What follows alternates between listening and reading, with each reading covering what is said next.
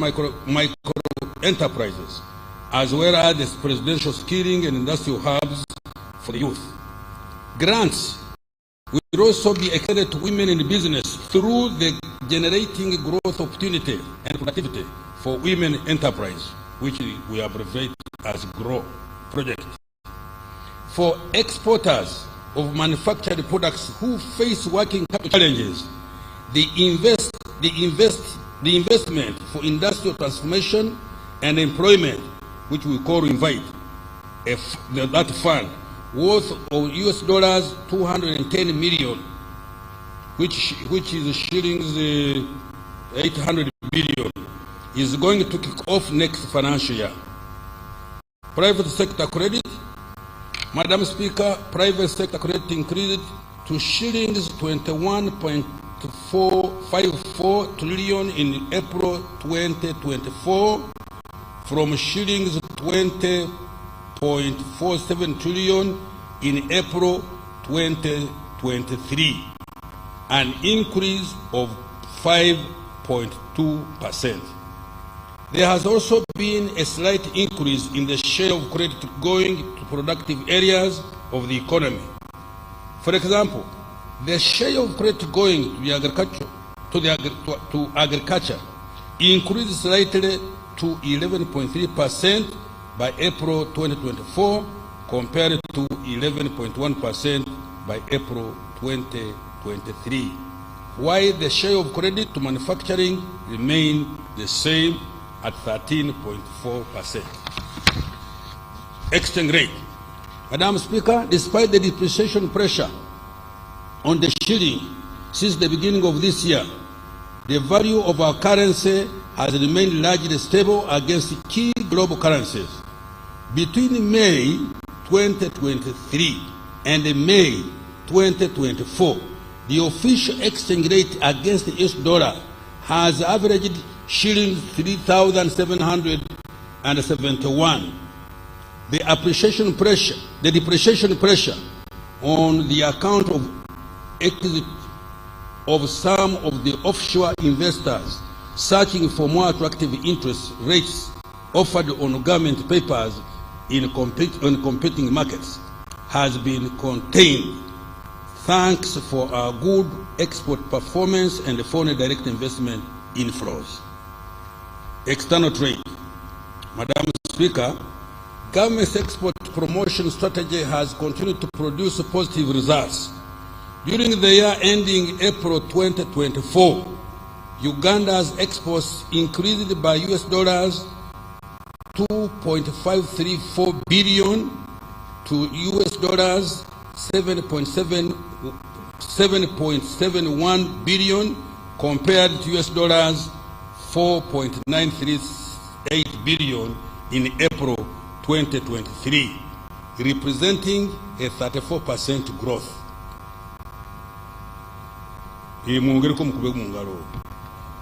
This increase was largely driven by increased exports of gold, 75.7%, coffee, 21.9%, oil re-exports, 21.8%, simsim, 20.2%, tobacco, 10.3%, cotton, 6.9%, and light manufactured products, 4.9%. The major destination of our exports are the East African Community countries, which account for 29%. Then we go to COMESA, 29%. Then we go to Middle East, 24%, and to Asia, for 20%. Madam Speaker, efforts to increase the value addition to exports have continued to yield positive results. Exports of manufactured products have continued to be significant contributors of export earnings. In particular, in year 2023, cement exports reached US dollars 91.1 million, sugar US dollars 75.8 million, Plastic products, US dollars 62.6 million. Soap, US dollars 33.9 million. Beer, US dollars 25.8 million. This financial year 23-24, efforts to increase export performance have been strengthened through investing in targeted value addition initiatives and implementing several enabling trade policies. Madam Speaker, in the financial ending, Uganda imported goods worth 12.9 US dollars billion compared to US dollars 10.3 billion in the year ending April 2023. This increase in imports was largely driven by an increase in private sector imports of 20%, mainly to develop our nascent oil and the gas sector. Foreign direct investment, remittances, and tourism.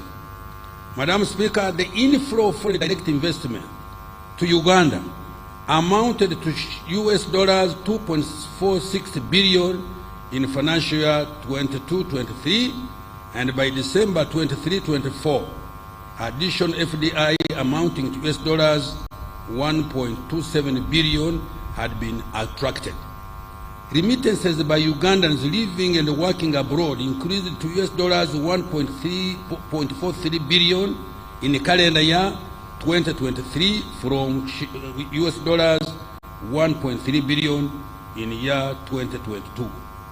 Tourism revenues increased to US dollars 1.28 billion in calendar year 2023 from US dollars 1.07 billion in calendar year 2022.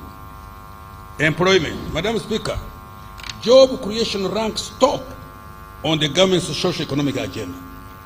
The number of workers subscribing to the various pension schemes in the country increased more than 3.4 million members in the financial year 23-24, an increase of 4.2% compared to 3.0%, sorry, 0.3 compared to 0.301 million members in financial year 22-23.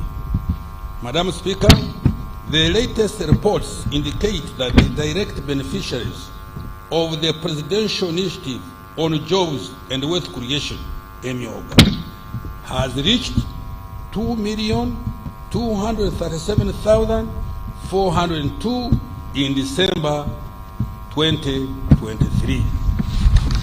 In the past 1 year alone, EMIOGA funds have created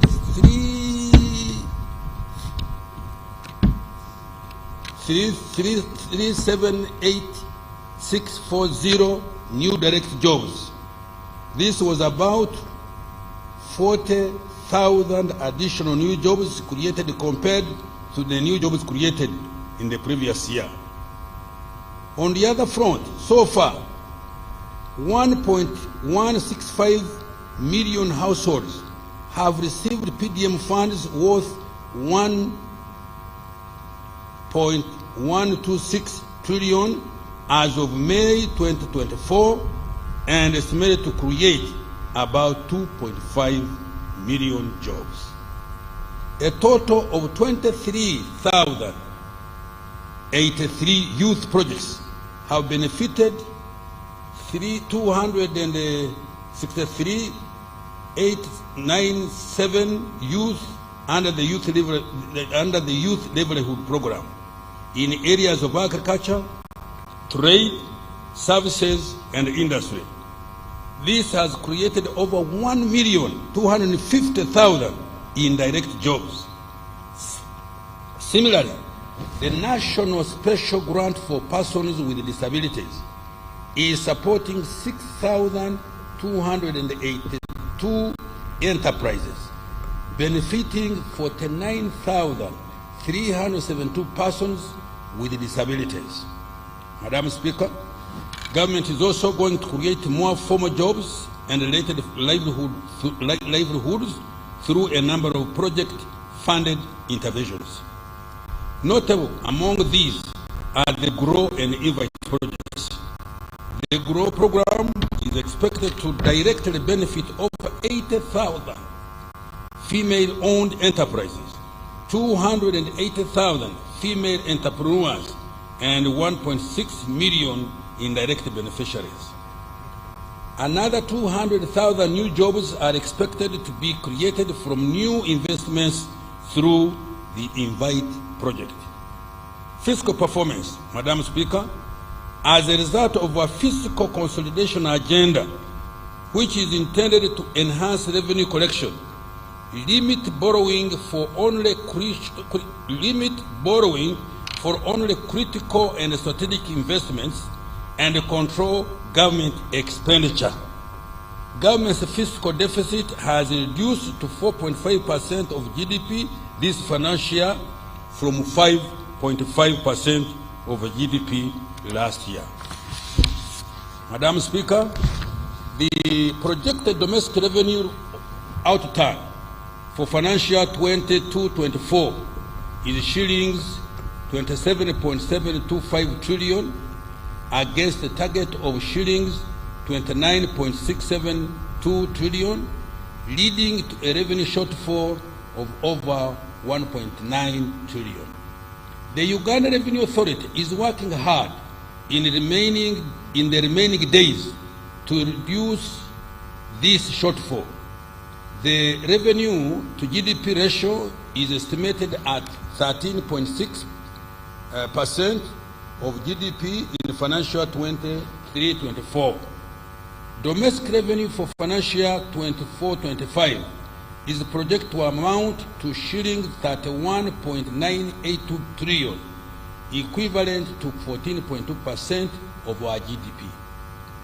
Economic growth strategy and outlook. Madam Speaker, Uganda's economic outlook is positive and optimistic. I will repeat this. Madam Speaker, Uganda's economic outlook is positive and optimistic. The economy has remained resilient and has fully recovered from a myriad of internal and external shocks.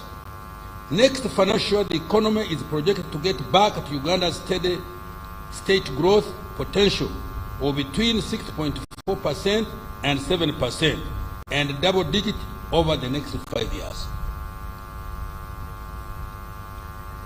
We are there. It is projected that next financial year, 2024-25, Uganda's GDP will further expand to shillings 225.5 trillion, which is equivalent to $60 billion. These numbers exclude the anticipated oil and gas revenues, as well as the planned intervention to grow the economy tenfold. We shall update the projections in the medium term. Madam Speaker, this growth will be driven by, 1, increased oil and gas activities as we move towards the first oil production in financial year 2025-26. 2, growth in exports supported by increase in regional trade in the East African Community and COMESA, intra-Africa trade, and harnessing existing and new trading partners in the Middle East and Asia. 3, increase in tourism activities supported by investment in tourism infrastructure, branding and marketing, and effective implementation of the meetings, incentives, conferences, and events program. It is that program. Agro-industrialization and light manufacturing supported by access to affordable credit through Uganda Development Bank, investments supported through Uganda Development Corporation, UDC, the Parish Development Model, Small Business Recovery Fund, EMIOGA, the Presidential Industrial Hubs for Youth Entrepreneurs, and programs to support exporters, as well as growth and productivity of women enterprises. Private investment growth supported by foreign direct investment, remittances, and stable macroeconomic investment. Continued investment in industrial parks, construction and maintenance of roads and bridges. And finally, rehabilitation of the meter gauge railway and the commencement of the standard gauge railway, expansion of ICT infrastructure, and provision of reliable and affordable electricity. Madam Speaker, Uganda's growth strategy for the next financial year and in the medium term is anchored on 4 key growth drivers. 1, agro-industrialization. 2, tourism development. 3, mineral development including oil and gas. 4, science, technology, and innovation. These are the anchor sectors that are going to propel Uganda to a $500 billion economy in the next 1.5 decades. Madam Speaker, our growth prospects face some risks that we need to be mitigated. Let me repeat. Our growth prospects face some risks that we need to be mitigated. These include 1, climate change affecting agricultural production and infrastructure. We have just been seeing this a couple of months back. 2, regional and global geopolitical tensions. That one I will not comment. You all know. 3, high interest rates which constrain access to affordable debt. And 4, fluctuations in global commodity prices. To minimize the effects of these risks, government is implementing climate change adaptation measures, exploring cheaper sources of financing, including climate finance, and ensuring frugality in government expenditure. I repeat this, and ensuring frugality in government expenditure.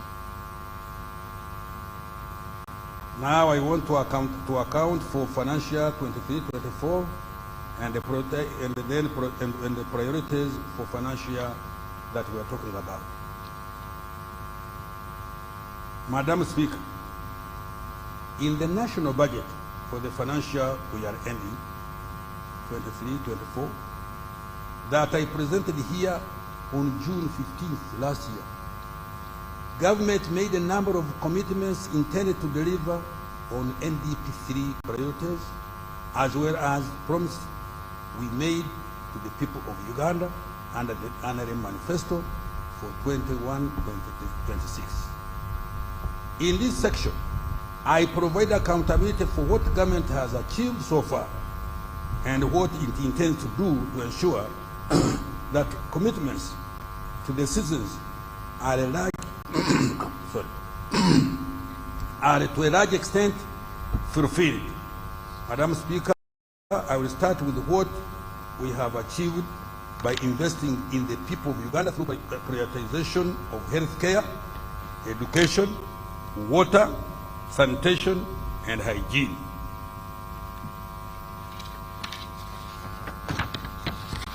Madam Speaker, during financial 23-24, the following milestones have been achieved in the health sector. 1, government commenced the construction of the East African Center of Excellence for cardiovascular care. Thank you. At the Uganda Heart Institute, located in Naguru, and fast-tracking the completion of the East African Center of Excellence for Oncology in Kampala and associated regional centers in Gulu, Mbarara, Arua, and Mbale.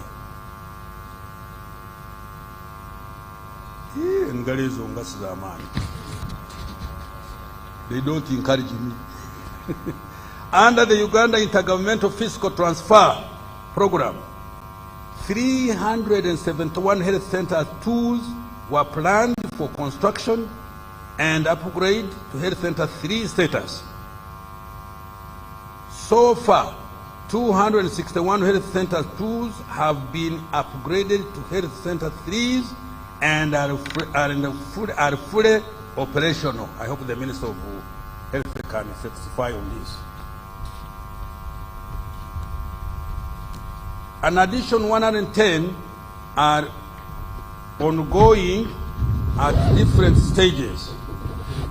Meanwhile, 10 hospitals were rehabilitated in Busolwe, Kapchorwa, Kambuga, Wenge, Koboko, Amuria, Kotido, Kaberamaido, Kaworo, and Kitgum districts. 3 regional blood banks in Arua, Soroti, and Hoima have been completed. 4. Government distributed a total of 25 million long-lasting insecticide-treated mosquito-based nets countrywide for the prevention of malaria. 5.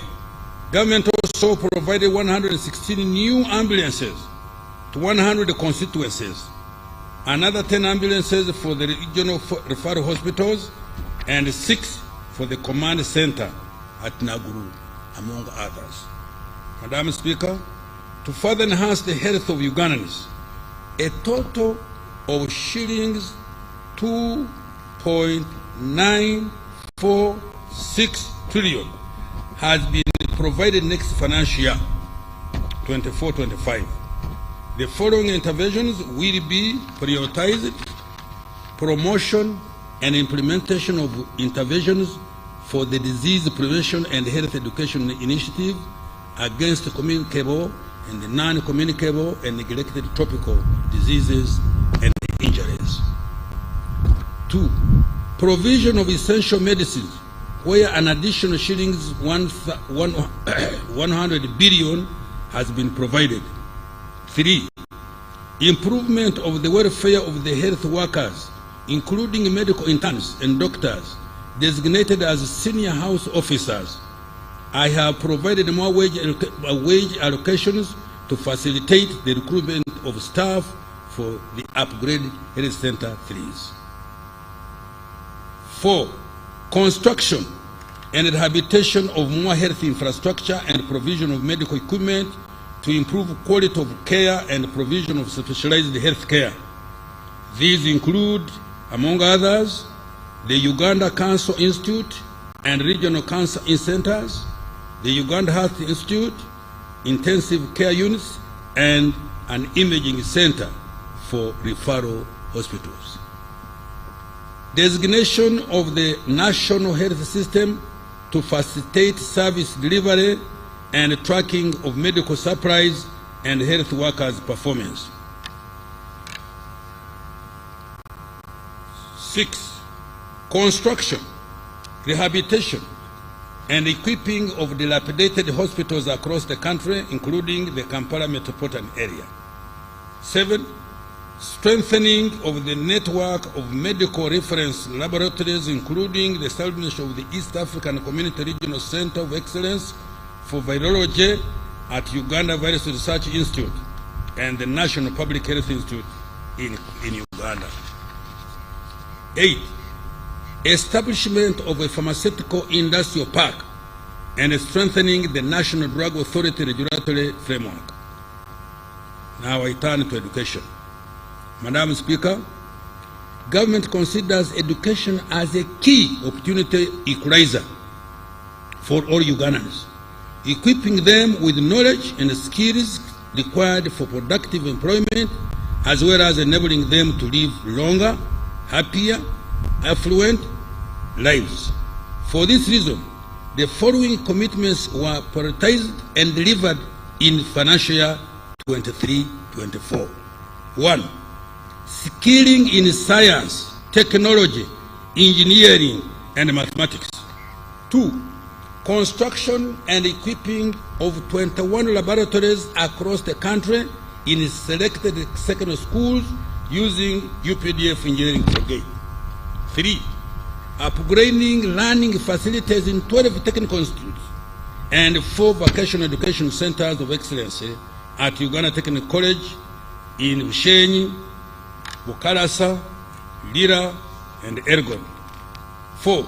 Out of 259 seed secondary schools planned under Ujifid, 105 have been completed and 144 are ongoing.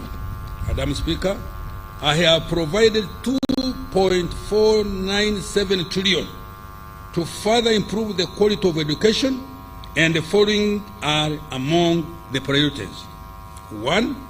Supporting the new curriculum for S1 to 4 students. 2. Operationalization of all the 110 seed secondary schools and completing the 27 seed secondary schools under the UGIFT program. 3. Commencing the construction of 60 secondary schools and expansion of 61 existing secondary schools under the Uganda Secondary Education Expansion Project. 4.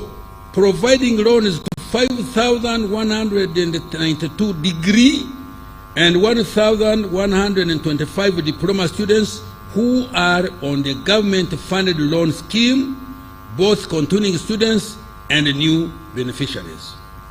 5. Government takeover of the proposed Bunyoro and Busoga universities for inclusive and equitable access to university education. Bunyoro, you can talk. You can clap, because it has been a thorn in my flesh. Social protection. Madam Speaker, in the year we are concluding, government has provided social protection as follows. 1. Continued with the provision of the senior citizen grant to 439,069 older persons across the country, amounting to a cumulative total of money, shillings 565.7 billion. 2.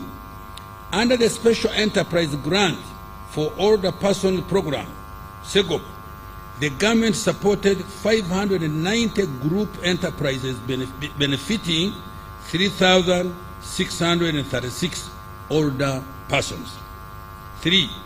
Under the Youth Livelihood Program, a total of 23,083 youth projects have benefited 263,897 youth in areas of agriculture, trade, services, and industry.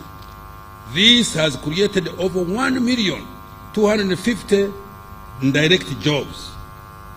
And 4, through the National Special Grant for Persons with Disabilities, government is supporting 6,202 enterprises benefiting 49,372 persons with disabilities. Madam Speaker, government will continue to support the welfare of elderly to keep them healthy and productive in their communities, while social assistance grant for empowerment, what we call SAGE, targets those above 80 years. Above 80 years, SEGOP. Ensures they, sorry, let me repeat. While social assistance grant for empowerment, what we call SAGE, targets those above 80 years, SEGOP ensure the inclusion of those in the age bracket of 61 to 71 years. That is for us now. Government will also continue to support the youth and the women beneficiary groups using recovery funds from the Youth Livelihood Program and the Uganda Women's Enterprise Program. For greater efficiency, management of the two programs has been unified.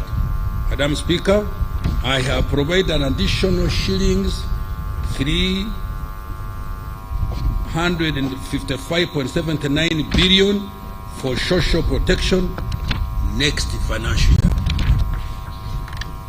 Water, sanitation, and environment protection.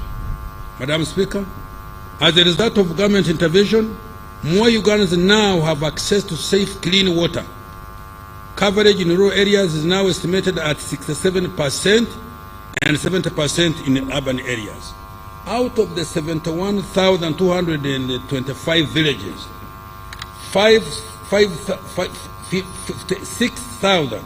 6,617 villages have been served with at least one safe water source.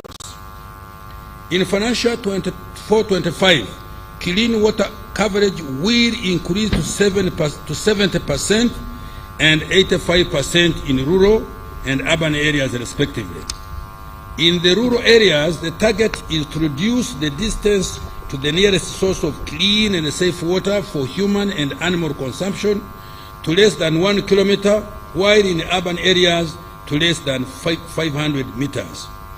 The following are among the priorities we have budgeted for this for the next financial year. 1. Construction of 52 large solar-powered water supply systems in 19 districts that are currently at less than 50% water coverage. These are, let me mention them: Agago, Yumbe, Amudat, Kabong, Bulambuli, Buvuma, Buyende, Namuyingo, Rakai, Nakaseke, Sembabuli, Kibale, Hasese, Kiegegwa, Mubende, Yantonde, Kakumiru, Sanda, and Kisoro. Construction of another 15 solar-powered water supply systems in the rural growth centers of Wentulege, Bugwara, Kabamba, Chikora, Tuitanzige, Lugala. I don't know whether Muitanzige, but I've written Tuitanzige. I think it should be Muitanzige. Lugala, Kitenga, Bukizibu, Bumwena, Igwaya, Kidera, Bugomorwa, Kitonge Nakasero, Kikonge, Kasese, Lubali. This will cover a population of over 272,000 persons. Completion of the construction of 31 town water supply systems and sanitation facilities in Bulangira, Kanapa, Aligoi, Upengate, Kawo, Karogo, Nakashaka, Buikwe, Bundibugyo, Kapchorwa, Kamuli, Namasale, Kaliro, Namungalwe, Butaleja Busorwe, Budaka Kadama Tirinyi, Kibuku, Kyankwanzi, Butemba, Ngoma, Dunya, Palabekekar, Damo, Kobong, Damo, Rhino Camp, Ara Dufle, Amuru, Kole, Alangi, Zeu, Kachingor, Irir, and Lorenga Chora.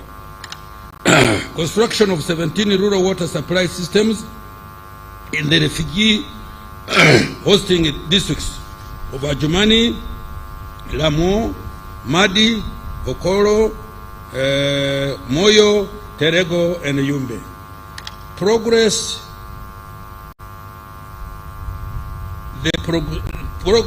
The construction of 26 water supply systems at various stages in Manafa, now at 80%, Mukura 40%, Kidera 40%,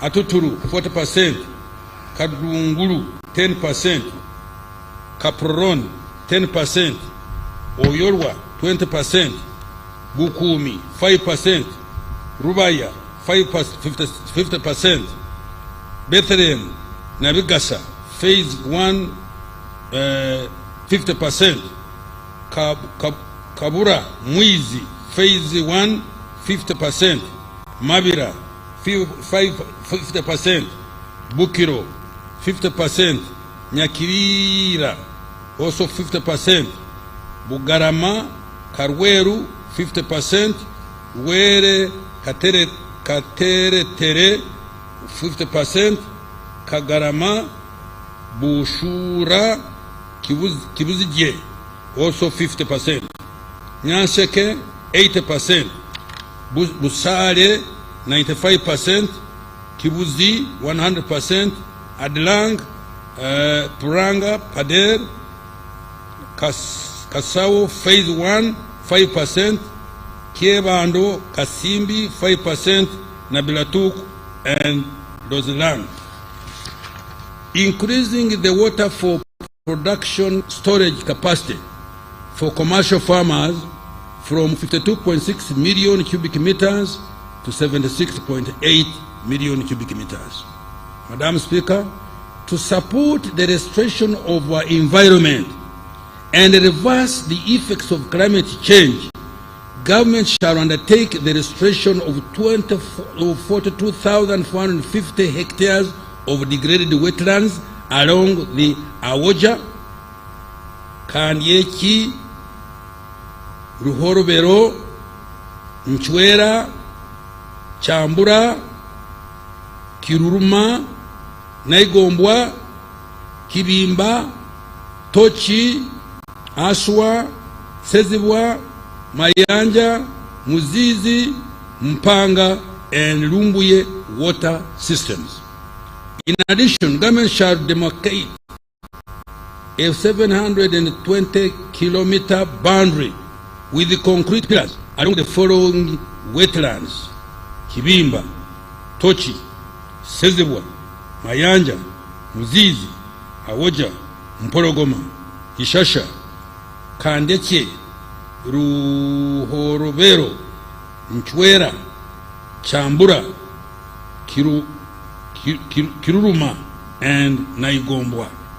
A total of 15 million seedlings of assorted tree species shall be procured and distributed to individual farmers in several districts, as well as to refugee hosting communities in the Albertine region and in Western Nile, as well as individual farmers. Madam Speaker, I have provided shillings 516.78 billion next financial year for climate change mitigation, natural resources, environment, and water resource management. Increasing effectiveness of wealth creation initiative, the parish development model. Madam Speaker, the PDM has now been fully rolled out. A total of shillings 2.4 trillion has so far been provided. The money is being transferred directly to beneficiaries in 10,585 parishes across the country. The introduction of the Wendy application by the government-owned Post Bank and its partners has saved beneficiaries the inconvenience of traveling long distances to open up bank accounts or withdraw their money.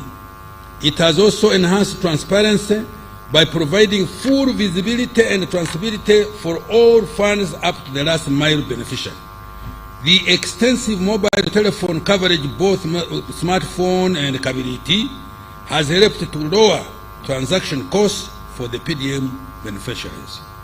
Going forward, government will deepen the use of Wendy and other digital technologies and innovations to enhance financial inclusion and drive efficiency, accessibility, and effectiveness of the program.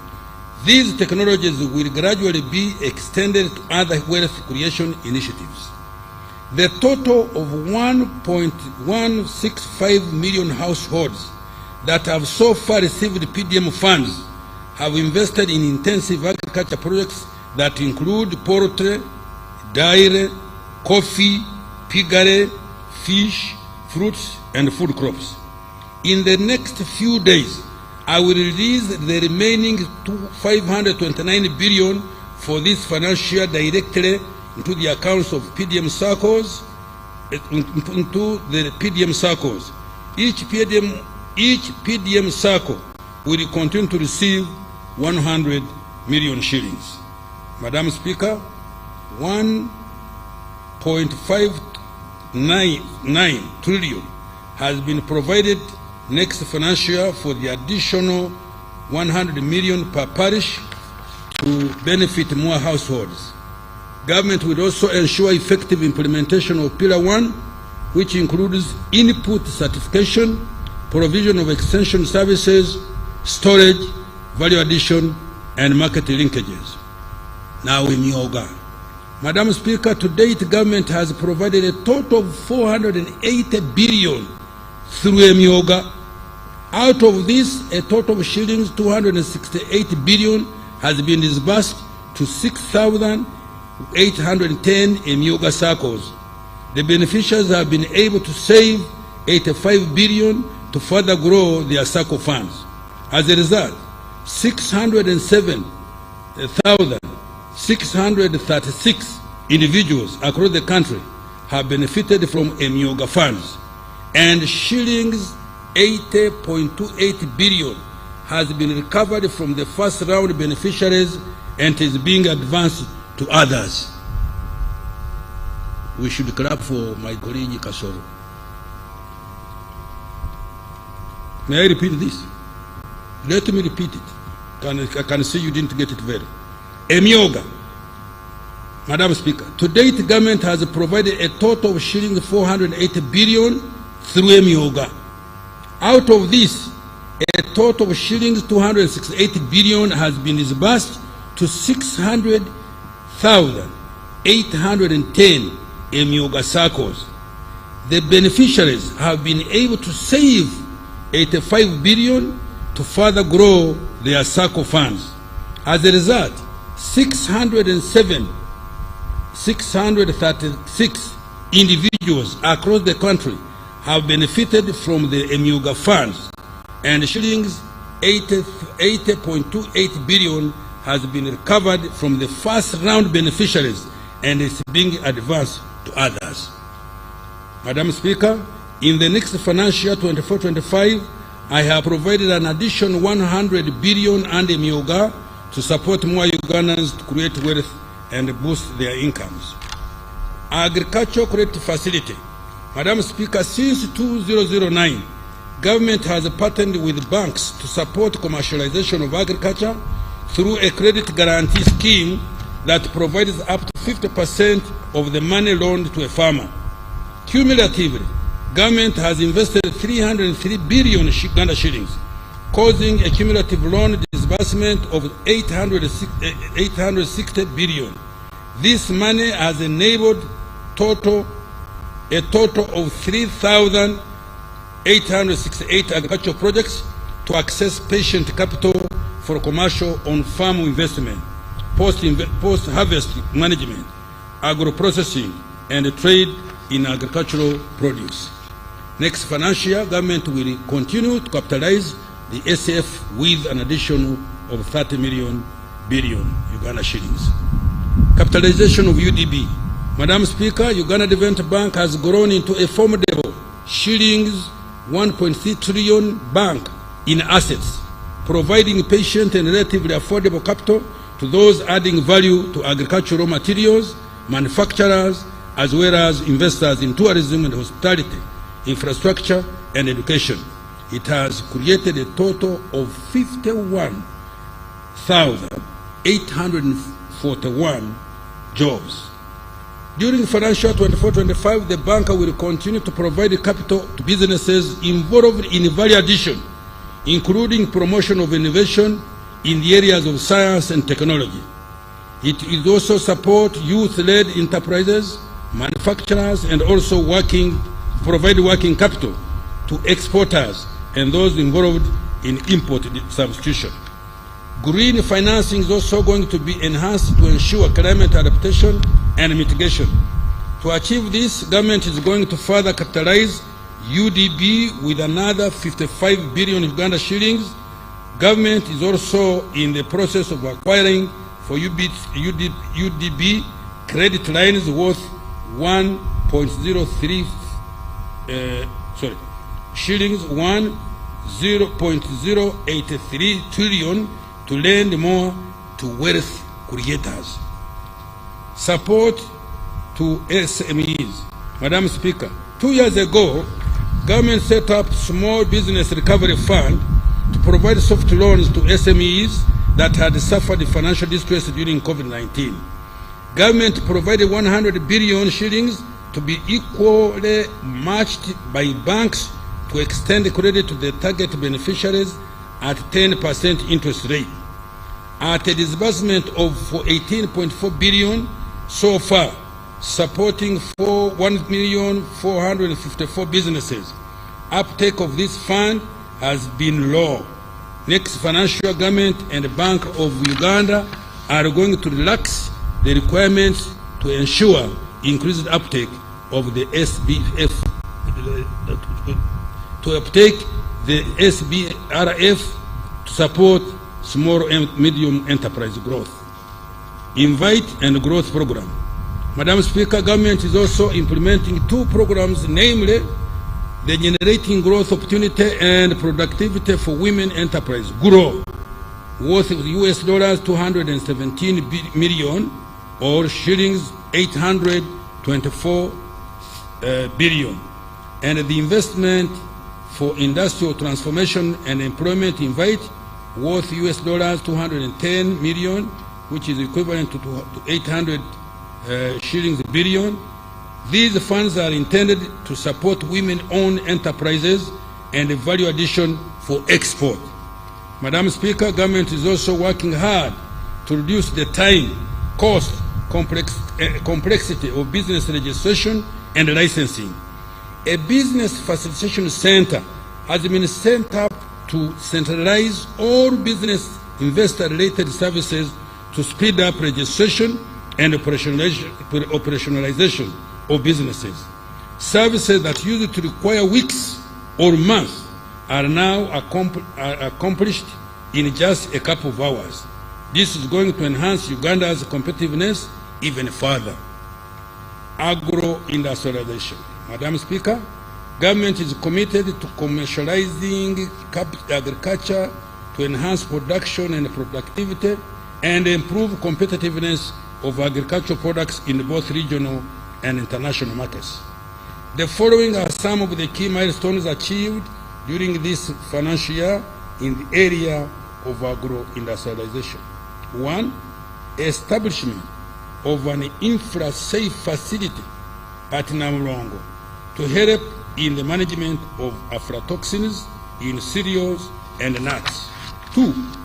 Construction of a local anti-tick vaccine manufacturing facility also at Namulonge to produce vaccines against tick-borne diseases. This will save the country US dollars 1.1 billion, which is lost annually due to tick-borne diseases, and tap into the shillings 3 trillion regional market for meat and milk. Increase the coverage of large-scale farmer mechanization to 40% from 32% in financial 22-23. A total of 1,240 tractors with all their accessories and additional 750 units of single-axle trucks were procured and distributed countrywide. Government also provided a number of policy tax-related support to private sectors so that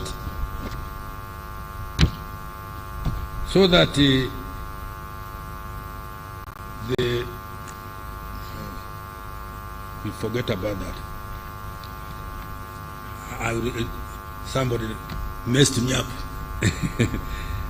Madam Speaker, in the financial 2024-25 budget, I have allocated a total of shillings 1.878 trillion towards deepening agro-industrialization with increased focus on commercialization and value addition in agriculture.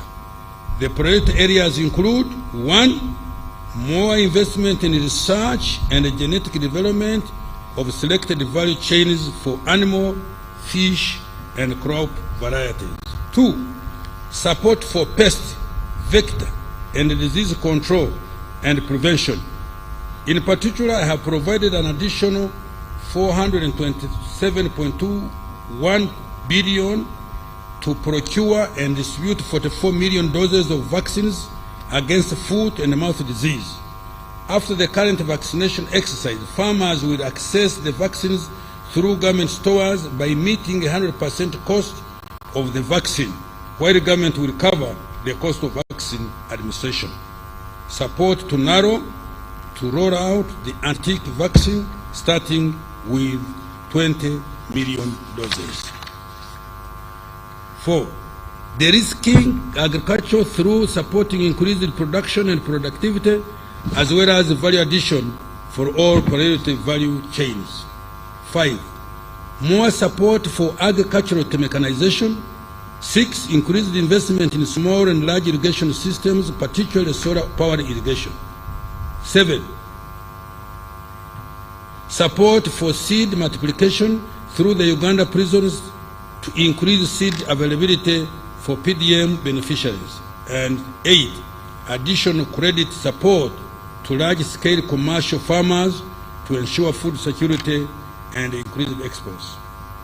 Now we turn to tourism development. Madam Speaker, Uganda has increasingly regained her global position among the top 10 best tourism destinations in the global tourism ranking.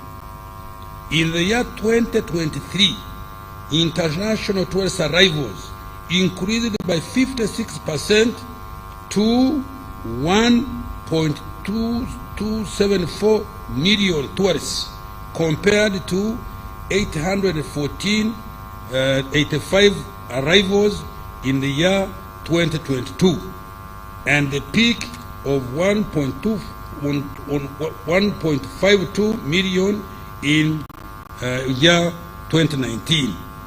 The international tourism receipts reached US dollars 1.03 billion in calendar year 2023. Madam Speaker, tourism has a high return on investment. Madam Speaker, tourism has a high return on investment. In financial year 24-25, I have provided shillings 289.6 billion to the Tourism Development Program to undertake the following. 1. Support international and domestic tourism marketing and promotion activities. 2. Modernize our tourism products to make them more competitive. These include completion of the pier and related infrastructure at the source of the Nile, upgrading the Uganda Museum, construction of 800 to 8,000 meters of climbing ladders and boardwalks on the Rwenzori Mountains to make hiking safer. 3. Continue with grading, supervision, and classification of tourism facilities to enhance the quality of services and ensure adherence to required global standards. 4. Complete the upgrade of Uganda Hotel and Tourism Training Institute infrastructure in an effort to make it an international center of excellence for training and skills development in tourism and hospitality. And 5. Enhance the conservation of Uganda's 22 wildlife protected areas with a focus on mitigation of human-wildlife conflicts. Government is going to construct an additional 150 kilometers of electric fence and maintain the existing 106-kilometer fence, carry out boundary surveillance through more than 13,904 patrols, uproot invasive species, and construct 4 water dams in the protected areas.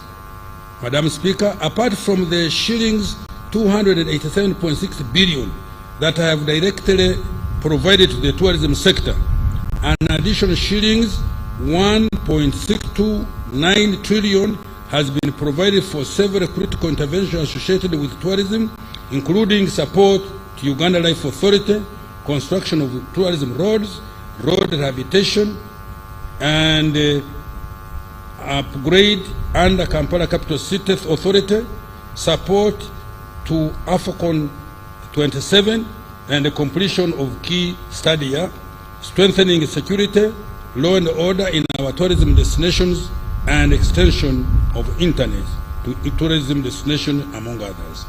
In particular, I have provided an additional 55 billion Uganda shillings to Uganda's mission abroad to support Uganda Tourism Board to market Uganda to potential tourists, market our exports, and attract more investors. Science, technology, and innovation. Madam Speaker, government has earmarked science, technology, and innovation as a key catalyst for the qualitative leap to achieve tenfold growth of our economy. This financial year, building on investments made in recent years, the following are the key achievements contained. Kira Motors Corporation. Government has supported Kira Motors to construct and equip a magnificent 2,500 vehicles per year manufacturing plant in Jinja Industrial Park. This facility has capabilities for bus and truck body manufacture, vehicle painting, powertrain manufacture, electronic key systems, and trim integration and production quality inspection and testing. The complex has so far manufactured 39 buses, of which 27 are electric and 12 are low-emission diesel. The company has orders of more than 100 buses from Tanzania, South Africa, Eswatini, formerly Swaziland, and Nigeria. This demonstrates the huge market potential for the vehicles. Kira Motors Corporation currently directly employs 168 people in engineering, production, marketing, and sales, and finance and administration. This number will increase to 600 once the plant in Jinja is fully operational. Madam Speaker, next financial year, government is going to support Kira Motors with shilling 32.5 billion to complete the plant and access working capital. Presidential Initiative on Banana Industrial Development, PIBID.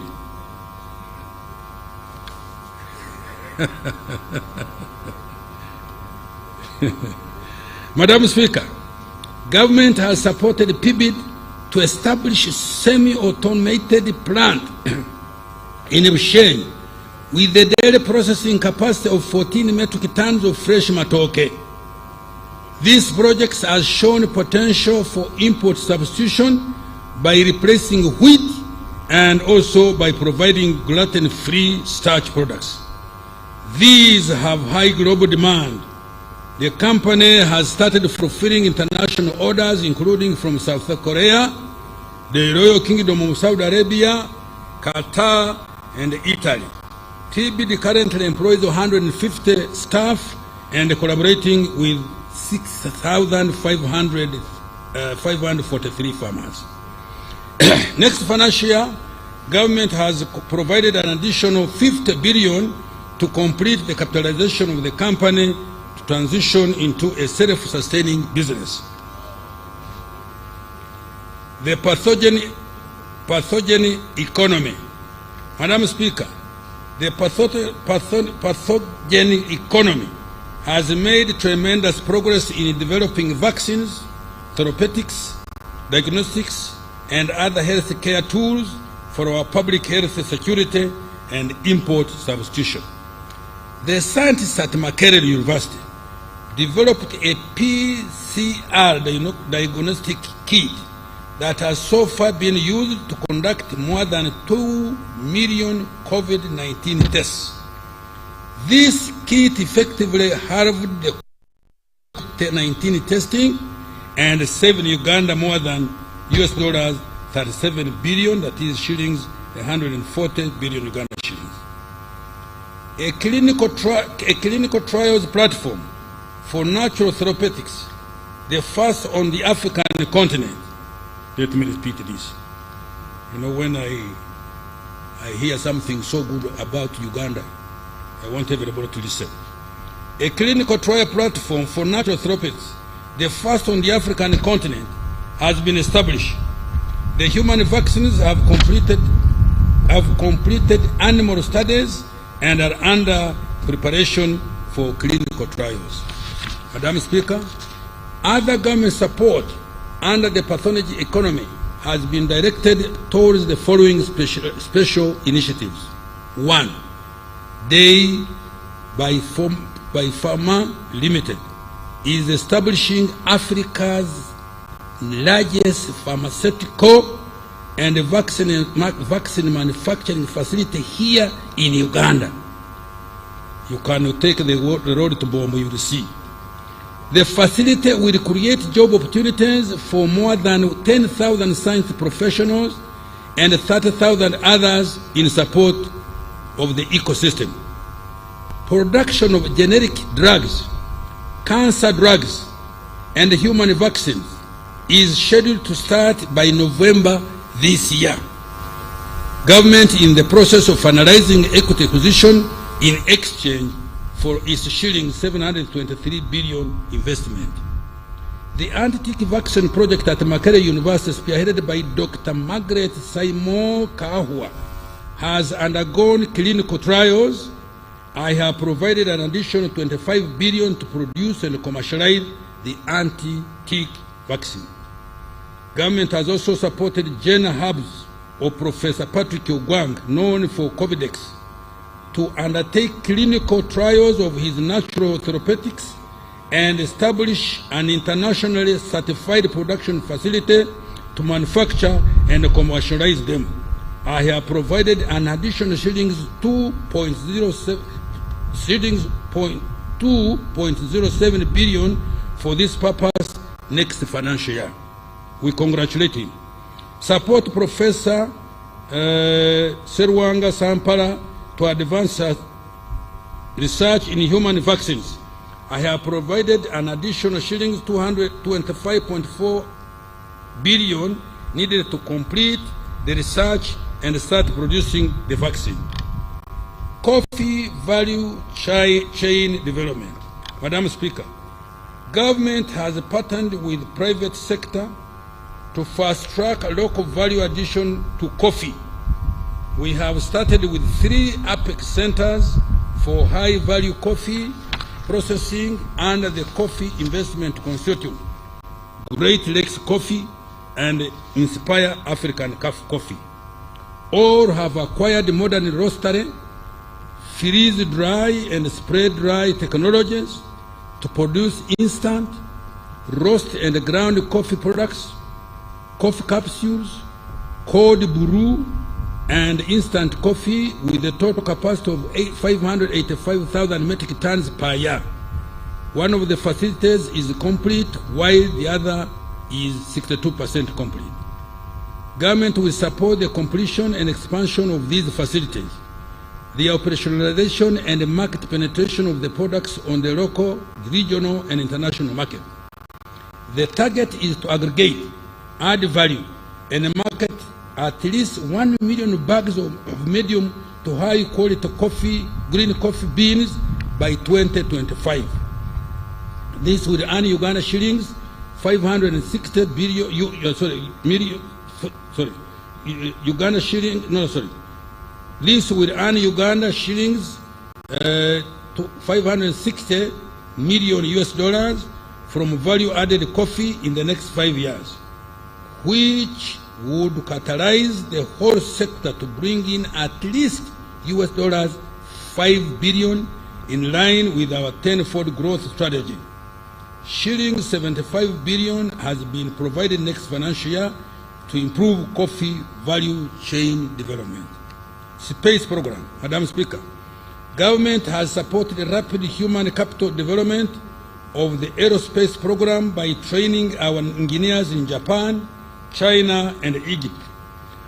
Government partially furnished the headquarters of the space program, the Impoma Satellite Earth Station, to enhance weather prediction and monitoring landslides and the environment.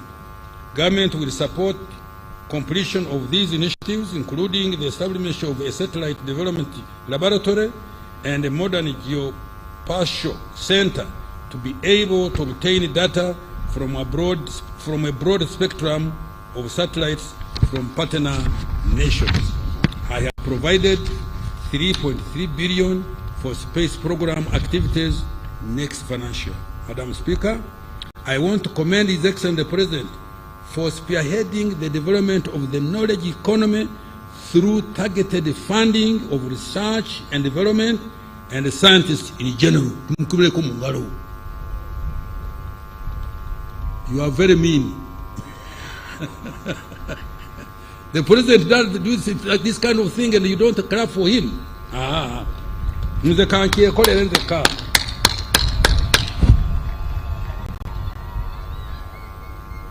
Madam, mineral development now. I'm moving to mineral development. Madam Speaker, mineral development is another growth accelerator that has been earmarked by government to expand Uganda's economy by 10-fold. It is going to support resource-based industrialization into manufacturing and high-tech exports. During the financial year we are ending, the following have been achieved in the mineral sector. 1. The entire country has now been fully mapped using airborne and ground geophysical technologies. 2. The National Mining Company has been incorporated as a commercial vehicle for investment and trading in minerals on behalf of the government of Uganda. 3. Several key mineral development projects and mineral value addition centers have been developed, including Wagagai for gold mining in Busia, rare earth metals in Bugweri, a graphite project in Kitgum, limestone mining project by Sunbird Resource Limited in Moroto, and 7 gold refineries in Kampala, among others. Mrs. Woodcross Tin Smelting Company has established a tin smelter in western Uganda to produce tin ingots to 99.95% tin grade. Madam Speaker, next financial year, I have allocated 41.55 billion to undertake the following interventions for further mineral developments. Fast-tracking quantification and market studies for all minerals for the purpose of investor promotion. 2. Operationalizing the National Mining Company. 3. Further reviewing and strengthening the fiscal regime for minerals, including regulations of artisan and small-scale miners. 4. Developing the e-government mineral production system and data bank for mineral statistics. 5. Commencing construction of Busia and Moroto beneficiation centers and strengthening the Ntungamo and Fort Portal centers. 6. Facilitating private sector participation in exploration, mining, value addition to minerals, oil and gas now. Madam Speaker, Uganda is progressing steadily toward the first oil in financial 25-26. During the financial year we are ending, the following have been achieved. 1. The upstream petroleum project has advanced with drilling works in preparation for production. 2.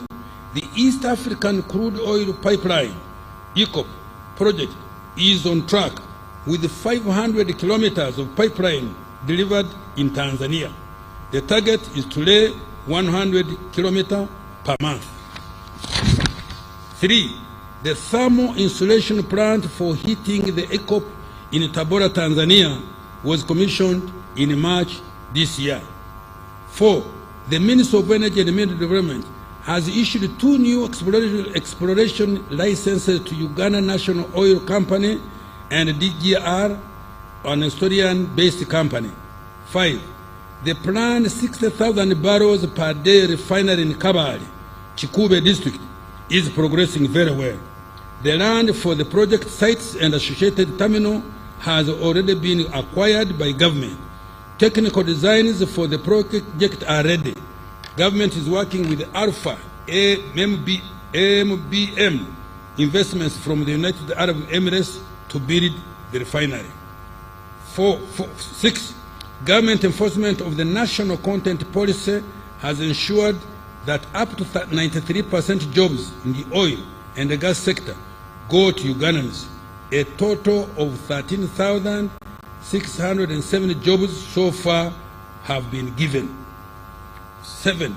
In addition, the companies investing in the oil and the gas sector are contracting locally. Since 2021, contracts worth US dollars 1.796 billion have been awarded to Ugandan companies out of the total contract investment of US dollars 7.162 billion. Madam Speaker, in a bid to ensure security of supply of petroleum products, UNOC, in partnership with the private sector, will commence the importation of all our petroleum products beginning in the first week of July this year, which is very near. Madam Speaker, next financial year I have provided shillings 920.68 billion for the oil and the gas sector to prioritize the following. 1. Development of the East African crude oil pipeline hub in Tanga. 2. Continue the construction of the ECOP, including the necessary infrastructure to facilitate adherence to high-quality environmental standards. 3. Procurement and dissemination of the 57,000 liquefied petroleum gas cylinders to promote clean cooking. And 4. Establishment of Petroleum Geoscience Laboratory. And finally, 5. Equity contribution for the final project. Integrated transport infrastructure and services. Madam Speaker, a total of 205 kilometers was added to the paved network during financial 23-24, increasing the total paved national road network to 6,338 kilometers, representing over 30% of the national road network. The following roads were completed during the financial year: Atiaka Loropi, 66 kilometers, Masindibiso, Hoa, Nyairongo, Kiarushesha, Butole, and Kawali, Kiziramfumbi Road, 97 kilometers, Moroto, Nyala, 42 kilometers, Rukungiri, Kihi, Shasha, Kanungu, 78.5 kilometers, Kapchorwa Swam, 73 kilograms, and Masindi Park Junction and Tanji Junction, Parabulisa Road, 159 kilometers. In addition, 3 bridges were completed and the construction of 36 critical strategic bridges is ongoing. The completed bridges are Kampala Flyover and road upgrading, 2 Lugogo Bridge connecting Nakasongola district and Ngoma in Nakaseke via Kasozi, 3 Saka Swamp crossing in Palisa. With regard to air transport, the following were accomplished during the year we are talking about. 1. 90% completion of Kabalega International Airport in Hoima. The remaining 10% comprises of critical air navigation, meteorological, communication, and airport operation facilities. 2. 90% completion of the expansion and rehabilitation of Entebbe International Airport, including modernization of the departures and arrival areas of the terminal building. 3. Maintenance of 3 aerodromes, including Arua, Gulu, Pakuba, Masindi, Lira, Kidepo, Moroto, Soroti, Tororo, Jinja, Mbarara, Kasese, and Kisoro. Madam Speaker, with regard to water transport, the following were accomplished during the financial year we are talking about. We are winding up. 1.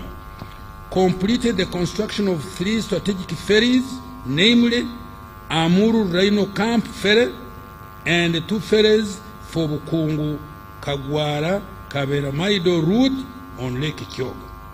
2. Completed the construction of the Maritime Training Institute in Namasagali and commenced construction works for the Maritime Rescue Coordination Center at Mwanza. 3. Completed 46% construction works for search and rescue centers at Kazi and 25% at Kaiso Panyimu, Zengebe landing sites. 4. Continued with the development of new Kampala port at Bukasa. With regard to railway transport, the following were accomplished during this financial year. 1. Acquired a 161-kilometer corridor for the standard gauge railway between Kololo and Mayuge. 2. 28% completion of rehabilitation of Kololo-Gulu meter gauge railway. 3. Completed emergency refurbishment and rehabilitation of the Malaba-Kampala-Namanve meter gauge railway.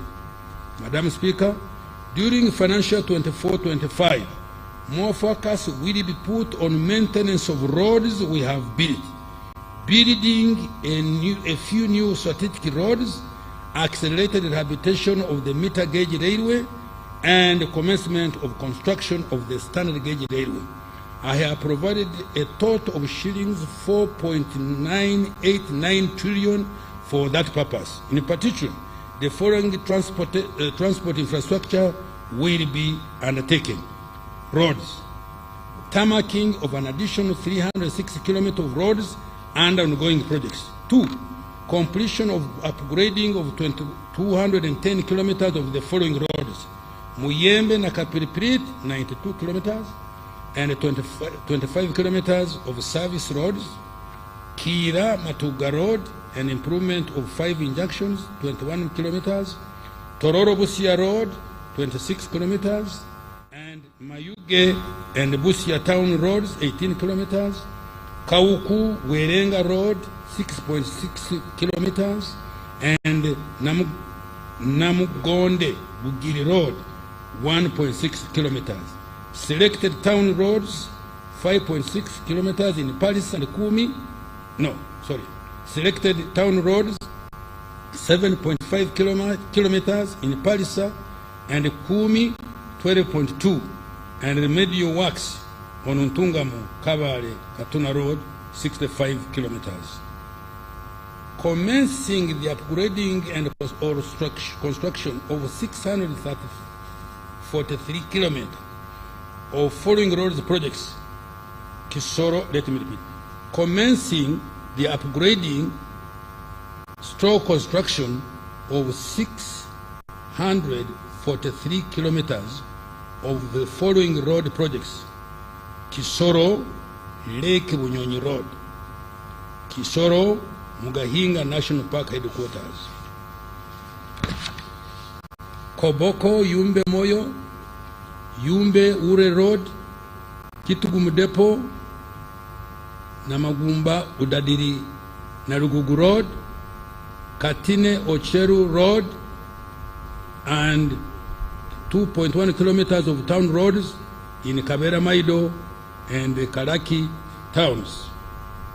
Kienjojo, Kihura Wizi, Wamwanja, Kahumpe, and Empara Wiz, Iganga, Guropa, Kamuli, and Jinja, Mburamuti, Kamuli, Bukungu, and Jinja City Roads, Kisubi, Nakauka, Natete, Nakauka, Kasanje, Mpigi, Nakauka, Mauguru, Nanziga, Maya, Kasanje, Bwawaya. Upgrading to bitumen standards tarmac, 16.9 kilometers of roads in the greater Kampala metropolitan area and the Gomba district. Completing the construction of 22 kilometers of Kayunga Nabuganyi Road.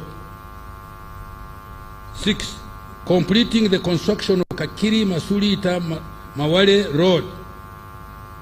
7.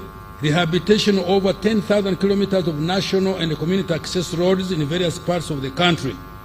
This will be in addition to routine maintenance under the Uganda Road Fund. 8.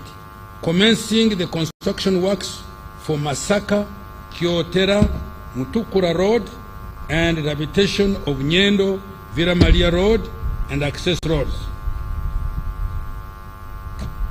9.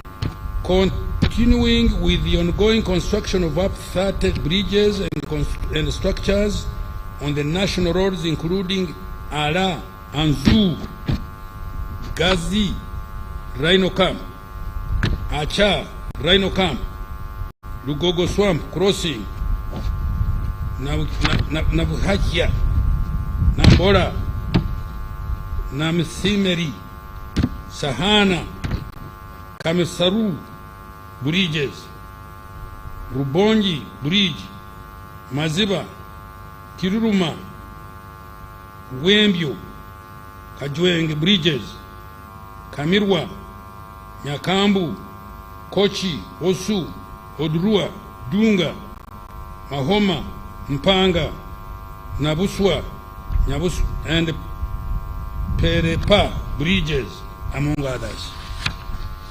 Development of water ferries.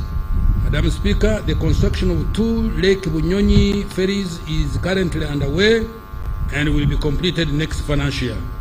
Now, air transport. Madam Speaker, shillings 162 billion has been provided for completion and operationalization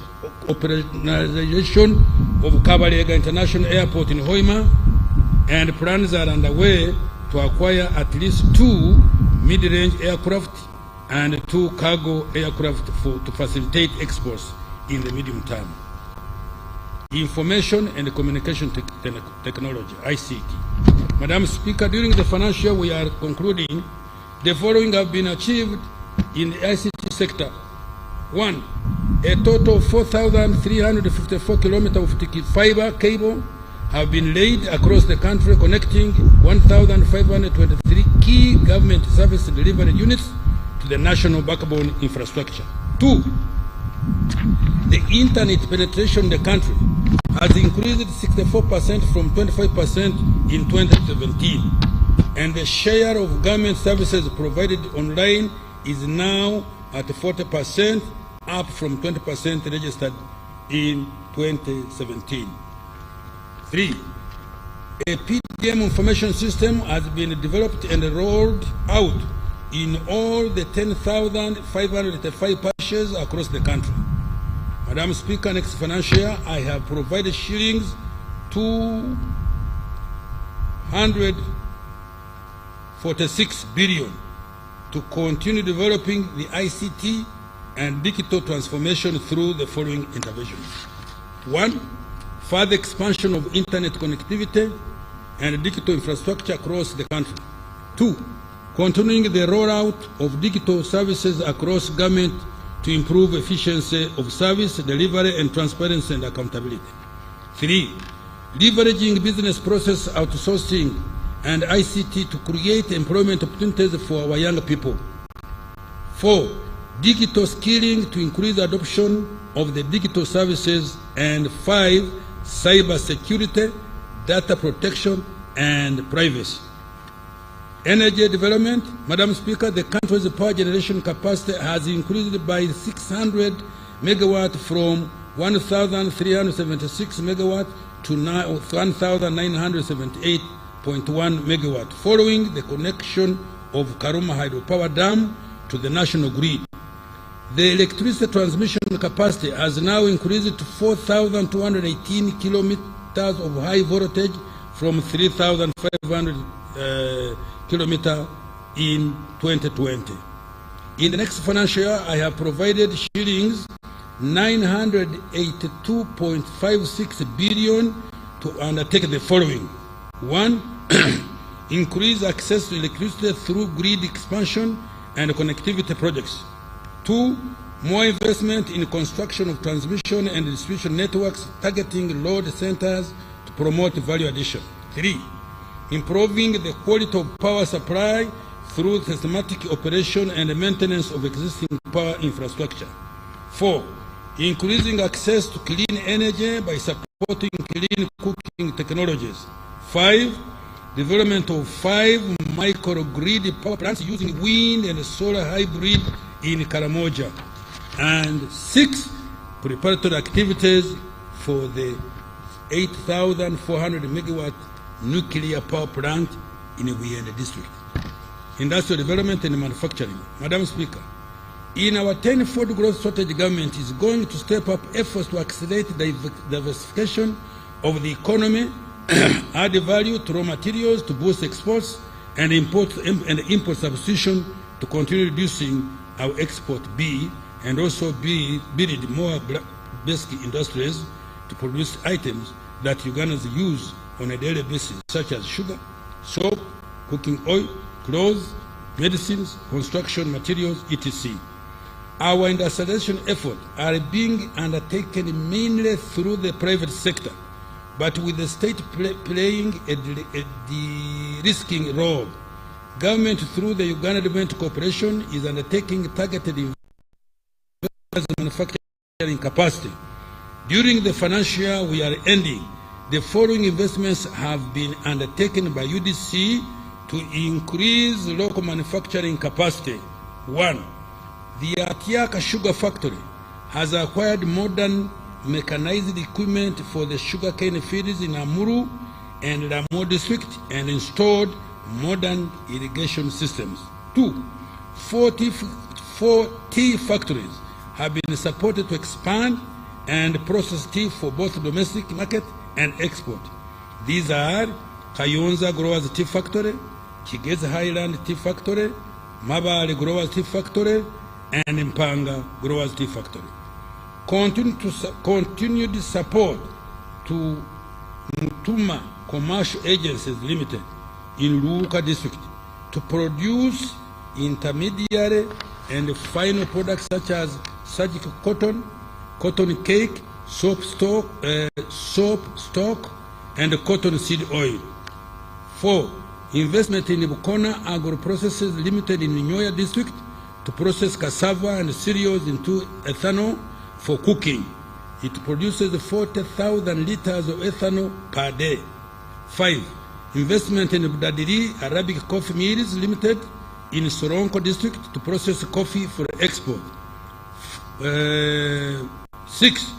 Additional investment in Sorot Fruit Factory Limited that is processing 6 metric tons of fruit, mangoes, and oranges per hour into fruit concentrates and juice. And 7. UDC has also invested in the East African Medical Vitals Limited, manufacturers of examination and surgical gloves, to increase the company's production capacity to create jobs and also save the country foreign exchange through import substitution. Madam Speaker, government is also continuing to develop industrial parks to provide investors with required infrastructure and utilities. Work is in progress in Namamve Park with 190 companies operating, the Shen Park in Kapeka, 19 companies, Sino-Uganda Industrial Park in Mbale, 18 companies, Luzira Park, 11 companies, Weyogere Park, 8 companies, and MMP in Wikwe, 7 companies. Other operational industrial parks include Jinja, Soroti, Kasese, Mbarara, Tiatanga, Mukono Industrial Park. So far, over shilling 3.5 billion have been invested in these parks in the form of foreign direct investment. Over 266,812 direct and indirect jobs have so far been created. Security, good governance, and rule of law. Madam Speaker, peace and security, as well as the rule of law, are the foundation for all other things we aspire to achieve. It is the bedrock for socio-economic transformation, democracy, and all the human rights and freedoms we all cherish. Accordingly, we have done before, government will, accordingly, as we have done before, government will continue to prioritize peace, security, and the rule of law. Next financial year, I have provided a total of 9.566 shillings, 9.566 trillion, of which 481.4 billion is for administration of justice to ensure that Uganda remains a peaceful and accountable country with law-abiding citizens.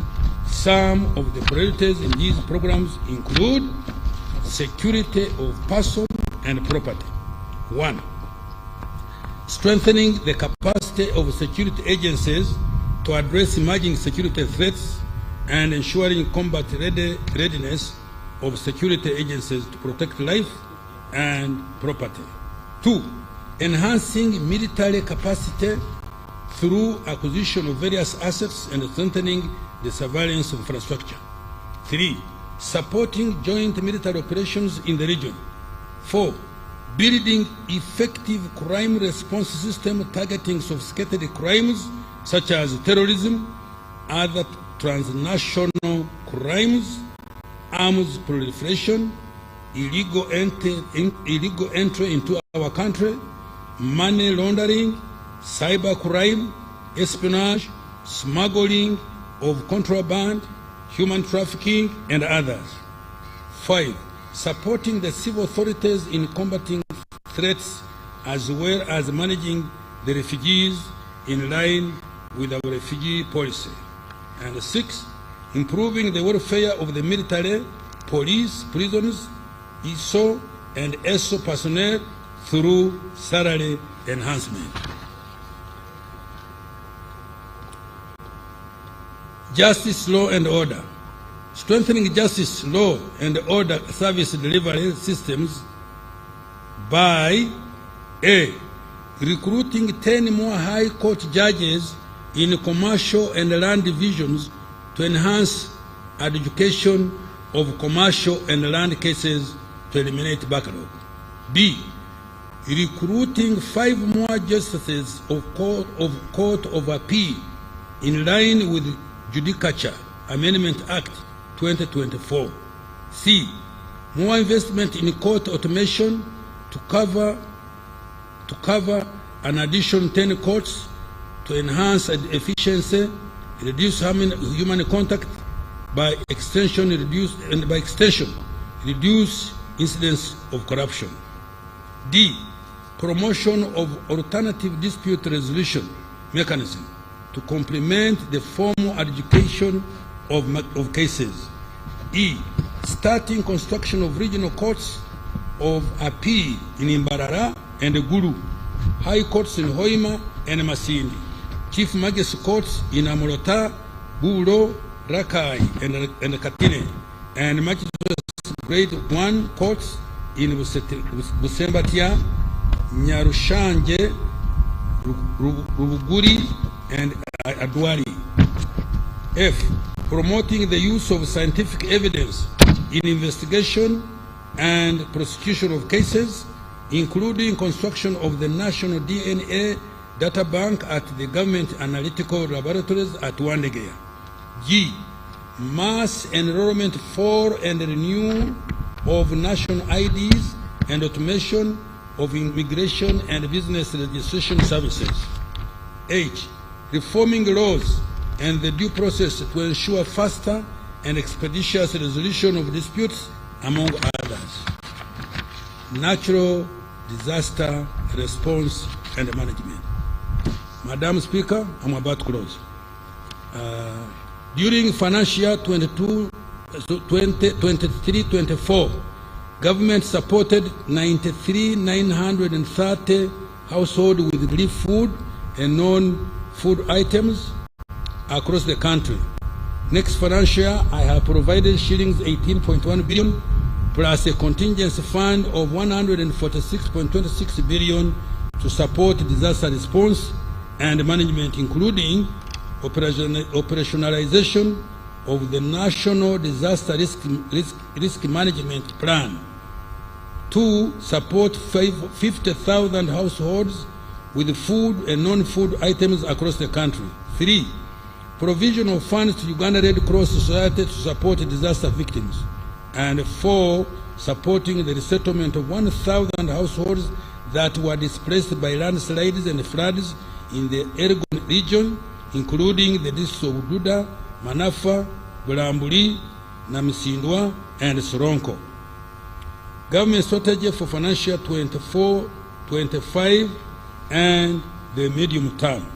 Madam Speaker, in line with HE President's guidance, my ministry, in collaboration with the National Planning Authority, has developed a strategy for growing Uganda's economy tenfold. The target is to expand the size of the economy from about $50 billion last year to $500 billion by 2040. Government has identified 4 anchor sectors to drive this growth. These are agro-industrialization, tourism development, mineral development including oil and gas, and science, technology, and innovation including ICT. Madam Speaker, these are the ATMs that are going to mint money for Uganda's next financial year and in the medium term. The detailed enabling policies, interventions, and actions will be contained in the forthcoming 4th National Development Plan. Madam Speaker, to achieve this ambitious goal in the next 15 years, we must deliberately and pragmatically do the following. 1. Double the size of GDP every 5 years for the remaining 3 national development plans. 2. Raise per capita GDP 6-fold from the current US dollars 1,146 to about US dollars 7,000 in financial year 2039-40. 3. Double the level of savings in the economy from 20% of GDP to 40% of GDP in 2040. 4. Raise the share of exports in GDP from 12% in 2022 to 50%, and the share of manufactured products in merchandise exports from 13% to 50%, and medium high-tech products from 21% to 50% over the same period. 5. Increase the annual FDI inflows from US dollars 2.9 billion in 2022 and to US dollars 50 billion by 2040. 6. Accumulate the stock and the quality of human capital, skilled workers, physical capital, energy, railway, roads, air travel, and internet infrastructure, and natural capital, forests, swamps, rivers, and lakes. Madam Speaker, the success factors of this strategy are: 1. Enhancing the capacity for effective national defense and security to avert any internal or external security risks. 2. Maintaining constitutional order, an effective and efficient judiciary, and a people-centered legislature. 3. Economic stability in line with the commitments contained in the Charter of Fiscal Responsibility. 4. A reformed government-wide coordination of rationalized ministry, departments, agencies, and local governments. 5. Effective and accountable public institutions prepared to fight corruption and impunity. 6. Policy consistency to ensure effective implementation of government programs and interventions. 7. Enforcement of local content in government programs and investments, and support to culture and the creative industry. 8. Digitization and automation, including e-payment, e-commerce, e-government, procurement, e-health, e-education. 9. Support and take advantage of the full implementation of the East African Common Market and economic integration under the African Continental Free Trade Area. Now, financing and expenditure for the year we are entering, Madam Speaker, the total resource envelope for financial year 24-25 amounts to shilling 72,136,504,253,466 shillings. of which total revenue is as detailed below. Domestic revenue amounts to 31.982 trillion, of which 29.366 trillion will be tax revenue and shillings 2.616 trillion will be non-tax revenue. 2. Budget support, shillings 1.394 trillion. 3. Domestic borrowing, shillings 8.968 trillion. 4. Treasury bonds for settlement of government outstanding obligation to Bank of Uganda as at 30th June 2024, shillings 7.779 trillion. 5. Domestic refinancing of maturing domestic debt, shillings 12.0022 trillion. 6. Petroleum fund withdraw down, shillings 115.4 billion. 7. Project support external financing, shillings 9.583 trillion. And 8. Local government revenue collections, shillings 293.9 billion. Madam Speaker, the total government expenditure for financial 24-25 is projected at shillings 72 trillion 136 billion 504,253,466 shillings trillion, of which the total appropriation is shillings 37.56 trillion and total expenditure is 34.756 trillion. Wages and salaries are projected to amount 7.926 trillion, non-wage current expenditure to shilling 17.45 trillion. Development expenditure from own resources to shilling 6.152 trillion. External project financing shillings 9.584 trillion. Appropriation in aid to shillings 293.9 billion, while external debt repayment will amount to 3.149 trillion. Madam Speaker, I have attached the details of the resource envelope and expenditure allocation by vote for financial 24-25. Madam Speaker, the year 24-25 budget has been designated to target 7 key priorities. These are: 1. Investing in the people of Uganda through education, health, water, sanitation, and hygiene, for which I have provided a total of 10.204 trillion. 2. Peace and security of all persons in Uganda. I have allotted a total of 9.107 trillion, including a 25% enhancement of salaries of all security personnel at the rank of captain and below. 3. Maintenance of roads, of all roads, construction of three strategic roads, as well as rehabilitation of the meter gauge railway and construction of the standard gauge railway.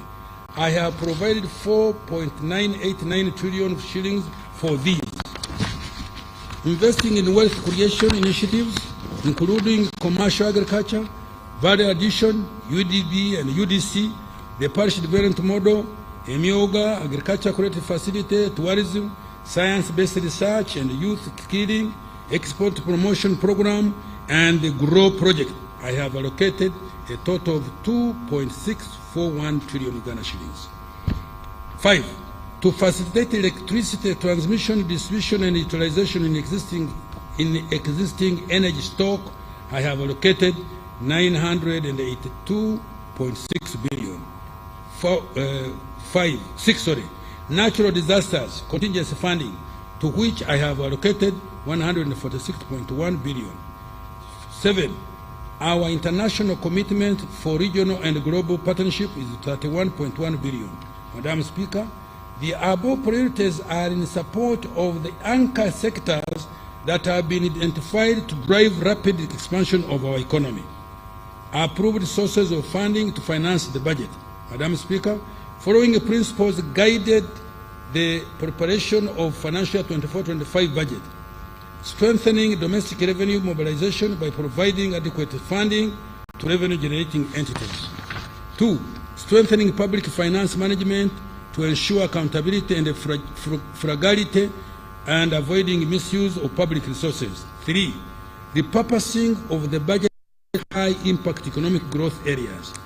4, improving efficiency in the execution of projects and other public investments. 5, borrowing for only strategic high-impact interventions. Madam Speaker, starting financial 24-25, accounting officers of revenue-generating entities will sign commitment contracts against the agreed revenue performance targets, upon which budget allocations have been made, in addition to the performance contracts they sign annually. Domestic revenue mobilization, Madam Speaker, to collect the projected revenue for financial 24-25 of 31.982 trillion, a mix of modest tax policy measures were proposed and approved by Cabinet and Parliament. These will be complemented by enhanced tax administration by Uganda Revenue Authority and rationalization of tax exemption in line with the domestic revenue mobilization strategy. Tax measures for financial 24-25, Madam Speaker, the following are the modest changes in taxes that were approved by Parliament to raise more revenue and or improve the budget environment. Excise duty. Imposition of excise duty on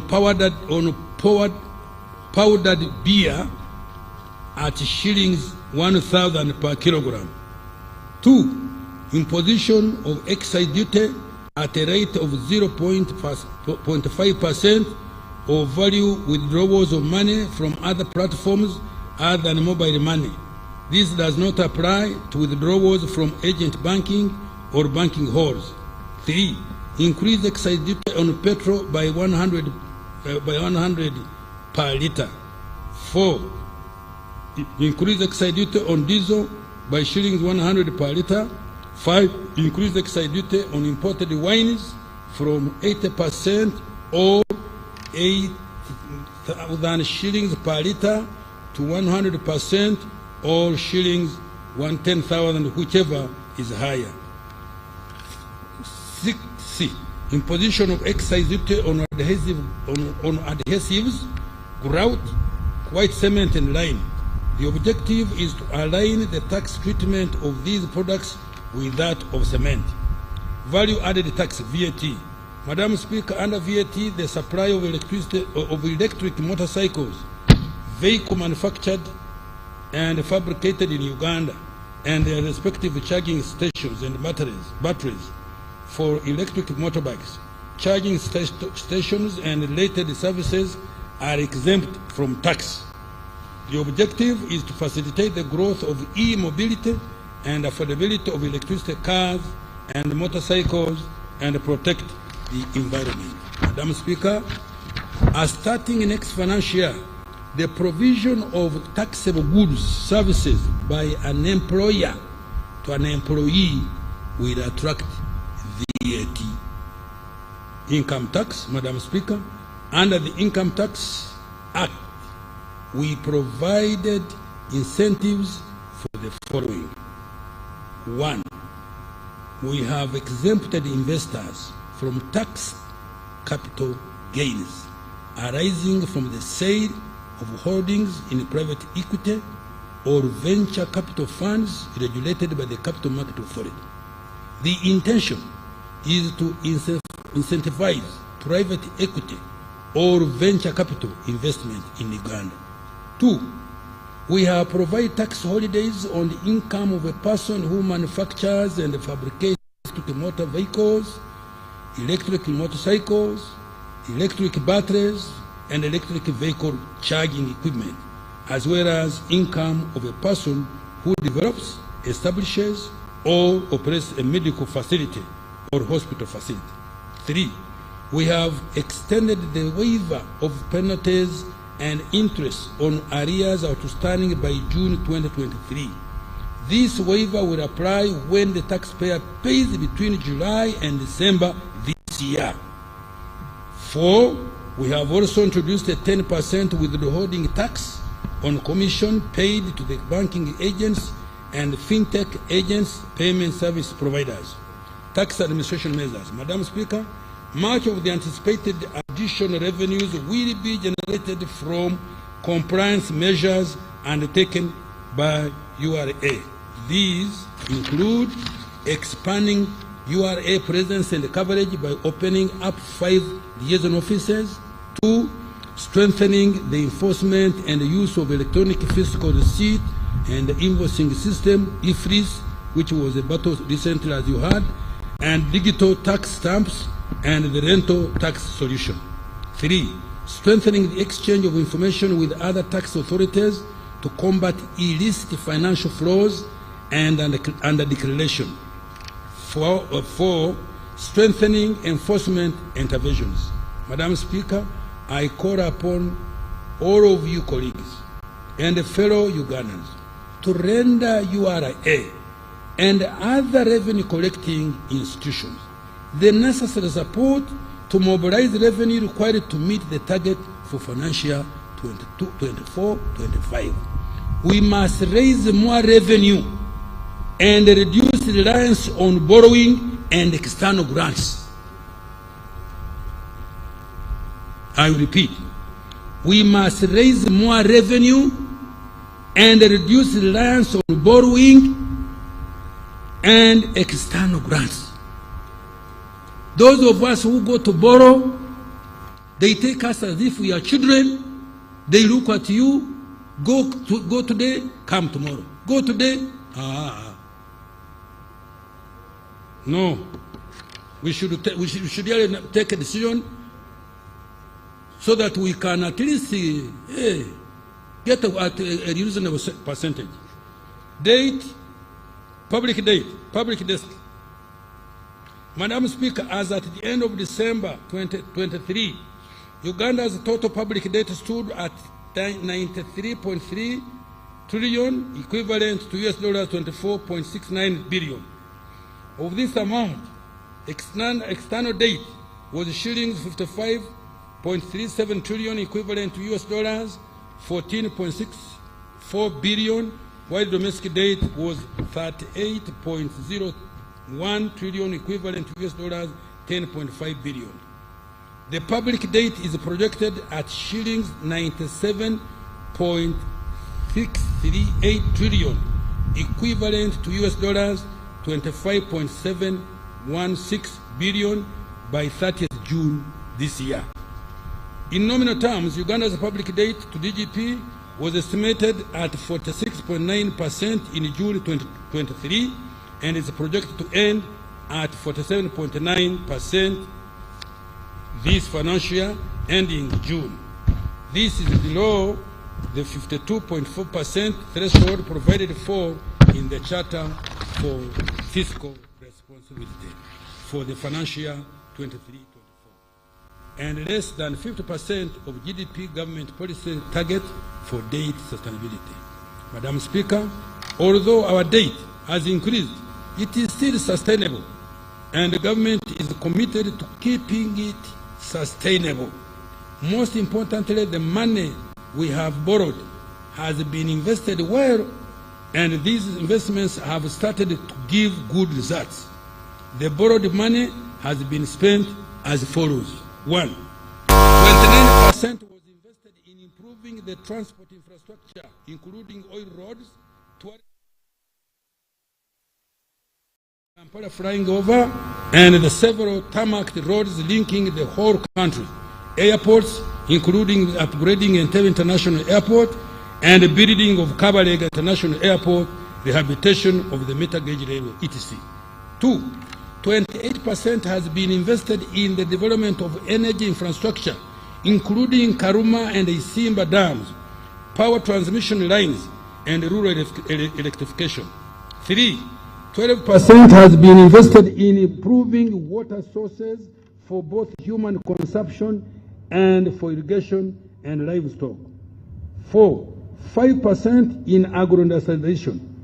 5, the development of industrial parks, extension of national backbone infrastructure, which has improved the quality of internet and communication, as well as investment in education and health, among others. Nonetheless, the ratio of total debt service to domestic revenue, excluding maturing domestic debt redemptions, is projected to increase to 40.3% in financial year 24-25 from 23.4% in financial year 23-24, above the threshold of 20%. This is the reason government has committed to exercising caution in borrowing to ensure debt sustainability by implementing the following measures. 1, prioritizing concessional borrowing where available and reducing commercial borrowing at high interest rates. Such a borrowing shall only be for very few strategic and high impact projects. 2, strengthening capacity for domestic revenue mobilization. 3, controlling government spending to ensure allocative efficiency.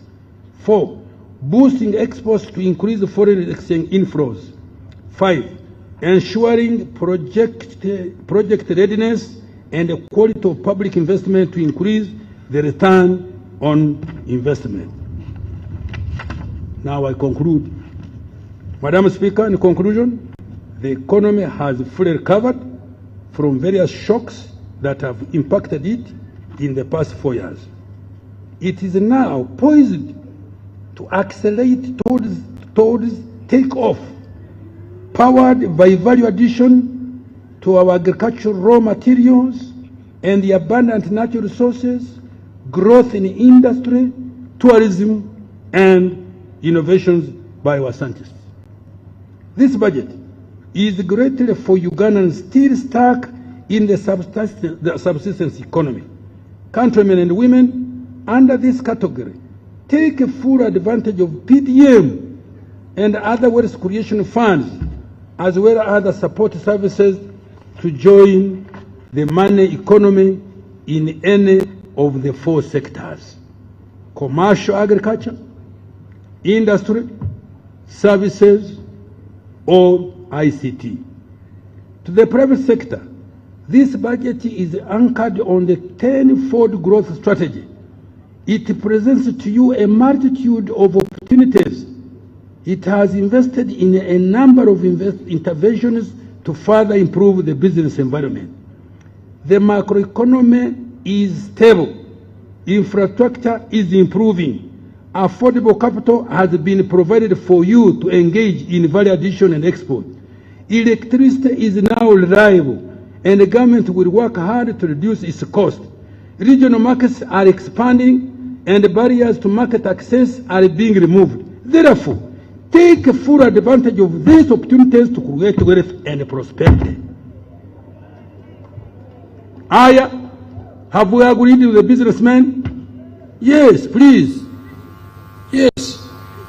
To the youth, this budget offers opportunities. You, the youth, listen.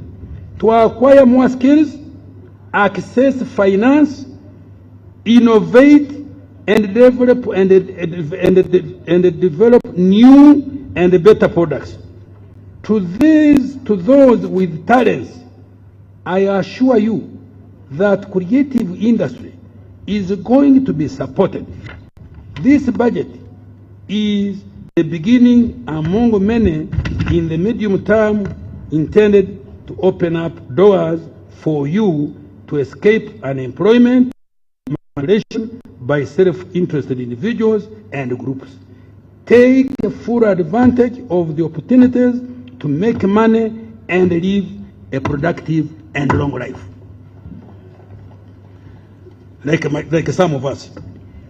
To the women and mothers of the nation, the budget has provided funds to improve your health to ensure that your children are born in safe hands, are immunized, sleep under mosquito nets, drink clean with safe water, and are educated in nearby schools for free.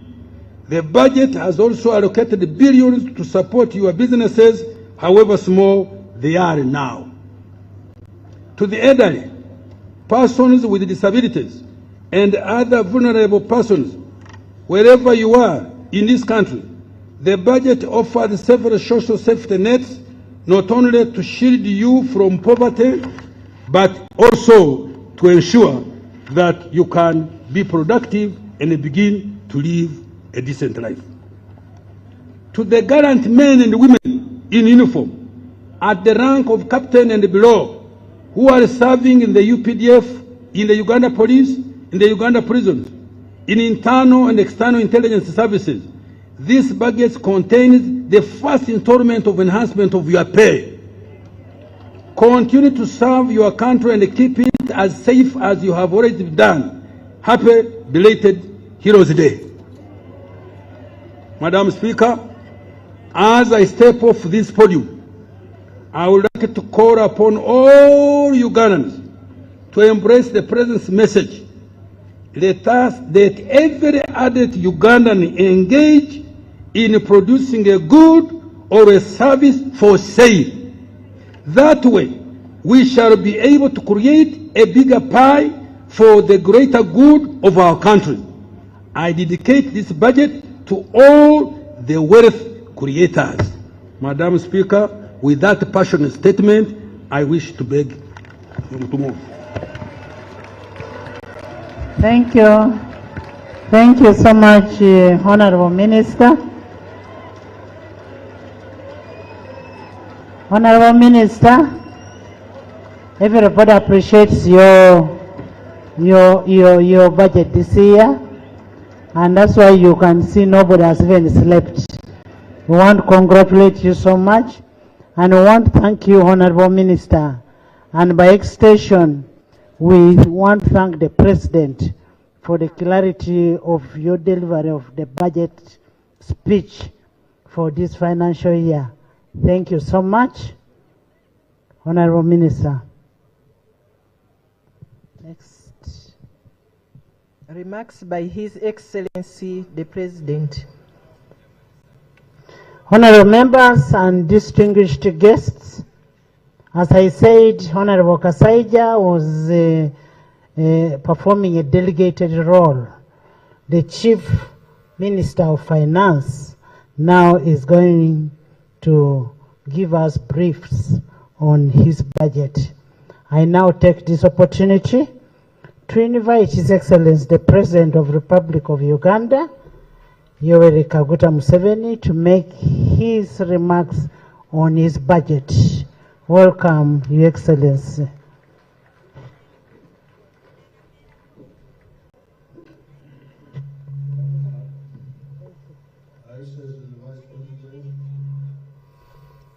The Right Honorable Speaker of Parliament, His Lordship the Chief Justice, the Deputy Speaker and the Deputy Chief Justice, the Right Honorable Prime Minister, the Chairman of the Vice Chairman of the NRM, all the other leaders, and the Wananchi who are listening. In the State of the Nation address, recently, I reminded you of the 3 historical missions of the African Revolution. I reminded you of the 4 ideological principles of the NRM, and of how the Ugandan economy has not only grown from US dollars 1.5 billion in 1986 to now US dollars 55 billion by the exchange rate method, but also to US dollars 180 billion by the PPP method.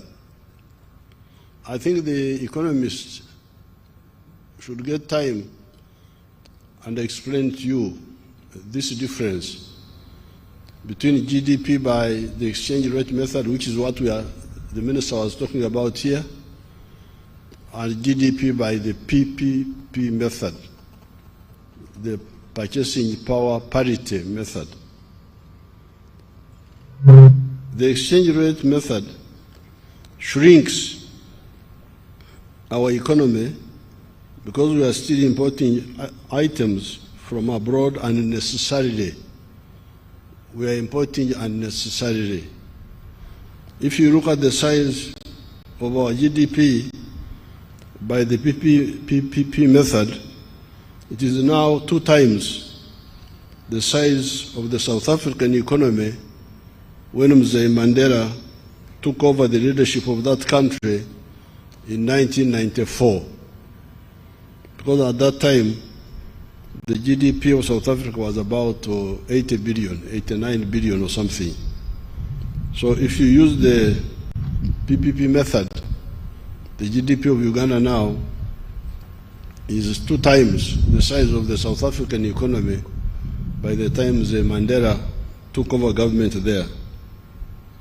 In the next few years, for me, I'm not waiting for the 2040, because they keep talking about the 2040. We shall catapult the economy to the size of the USD 500 billion. Why am I sure of this? It is because much of our economy today is comprised of raw materials that are in value nominally 10% of the value of the final products. By adding value to coffee, maize, forest products, minerals, etc., our economy will grow exponentially. You have seen the exports in this year. They grew by 38%. You saw the figures there which the minister was showing you. Export earnings in 1 year from $4 billion to $7 billion. Rate of growth 38%. Because we are just underutilizing everything. This is the problem. Uganda importing furniture. You can imagine that? Importing furniture from Dubai, from India. Mama Janet here had to fight with those wonderful people in the Ministry of Education who were determined to buy furniture from India. Imagine, furniture in Tebe also takes money outside. Money is taken to buy dead people's clothes from outside. That's what the Banyankore call clothes of dead people. They are called mtwijuro. So that's what we spend $800 million on imported textiles. The shirt I am putting on is made here, 100% Ugandan. Right here. Why should we import textiles? We had some issues with the traders here, the people they call traders. What they call traders are the importers. How about, there was a man called Warusi Mpanga in the 1950s. He was buying cattle from the Ankole area and bringing them to Kampala. He was not an importer. He was an internal distributor. According to the traders in Kampala, that one is not a businessman. The businessman is the one who is Okusaka, who is buying from outside. This slave mentality must go away. I'm not a slave myself. I have never accepted a slave dependency mentality. That's how we were able to lead our revolution. So this importing is what is creating the discrepancy. The economy is bigger, $180 billion, but if you use the exchange rate method, it comes to 55 billion. It shrinks. But if you solve that, the size in figures will be much bigger than it is now. We have the electricity, and we shall continue expanding the generation. I want to thank the minister. Really, he showed everything here in detail, and I'm glad you gave him a standing ovation. I think you may go to heaven because of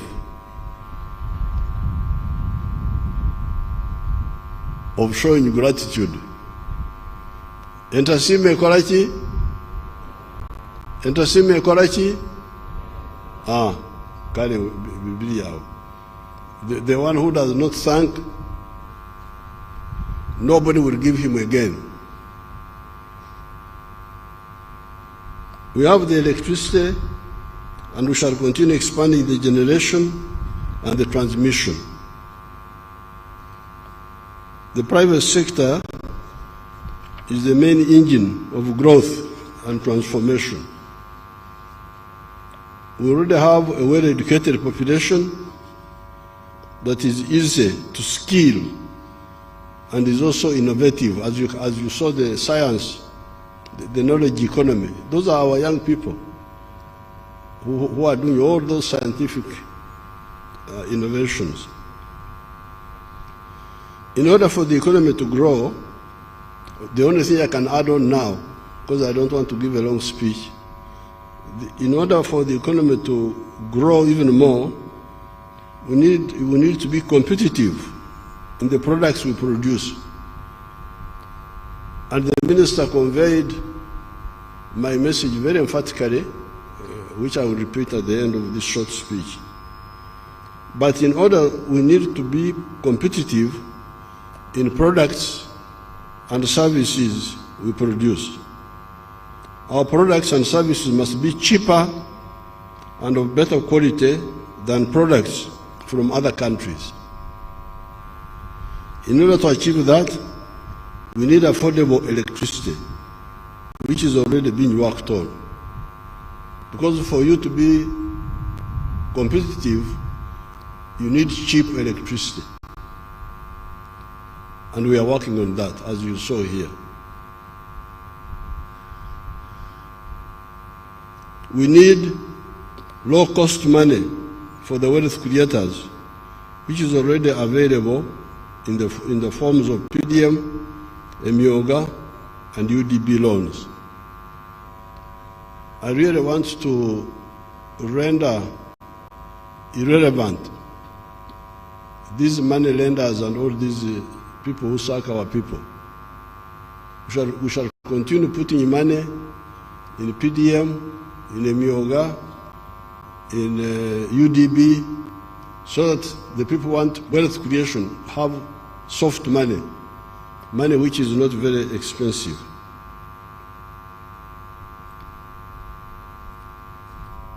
Labor, so we have electricity is going to be cheaper. Money for wealth creation will be cheaper. Labor is still not expensive. However, and those are the crucial factors when you are producing a good or a service: the cost of electricity, the cost of the money you borrow, the labor costs, the wages which are being paid, the salaries which are being paid to the workers. However, to further handle the issue of the cost of production that to render products and services competitive. Correct this in my speech. This should be uncompetitive. We must reactivate rail and water transport for cargo. This is what is missing now. Electricity is being worked on. Money for borrowing, for production, not for importing. We are not giving you soft money for importing. If you want to import, you go to the money lenders. You go to these other fellows, the commercial banks. But if you are a wealth creator, we have money for you. The cost of labor is still low. But how about the cost of transport? Transport not for people who are going to nightclubs. Those can pay whatever cost they are charged. It's up to them. If you don't want to pay, you stay home. So when I say the cost of transport, I'm talking about transport of goods, cargo. That's why the railway is our next big target. Railway for the goods, and especially for the goods, even people, but mainly for cargo.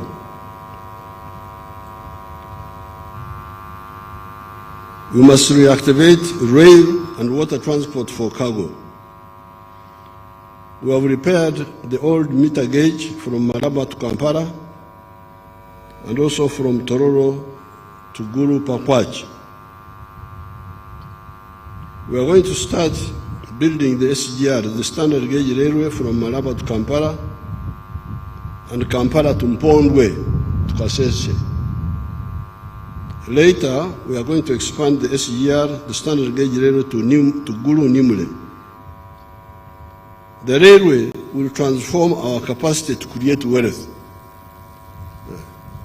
Because once the railway is fully operational, then transport of goods from here up to Mombasa will be cheaper. From here up to Dar es Salaam, from here up to South Sudan, from here up to Congo, it will be cheaper. It will also save the roads, because this crowding you see on the roads by the heavy trucks, it is because the railway is not working. When the railway starts taking off the trucks from the road, then the pipeline, because we are also making the pipeline for petroleum, because now the road has got passengers, they're on the road, you have the cargo on the road, you have the petroleum products on the road. That's why the road is under such pressure. The railway and the pipeline for the petroleum will solve that problem. That means only passengers or light trucks will remain on the road.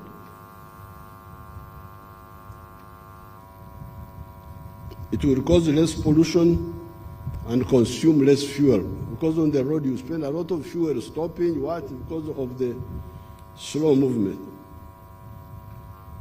We are moving forward on the issue of introducing electric cars and electric border borders, as you saw here.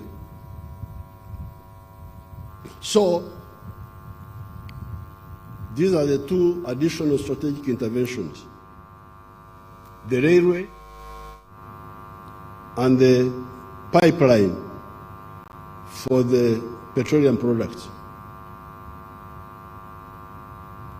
Now, the other strategic intervention we need to stabilize our economy forever is irrigation for agriculture. The minister talked a bit about it here, but we need to do more emphasis. Because we are lucky, we have rains, but sometimes the rains delay, or sometimes you have less rains. Then you get a crisis, lack of food. So in order to remove that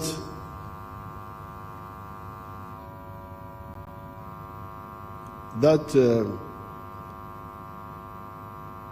occasional disturbance, we must have supplementary agriculture arrangements.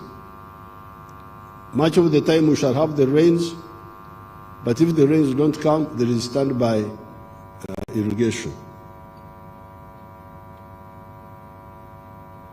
With this, plus what I said in the State of the Nation address, and what has been said in the budget, there is nothing that will impede us. Because you remember in the State of the Nation address, I addressed the issue of regional integration, sort of the issue of the market. The NRM is a mission-led organization. We don't come into politics to improve our CVs.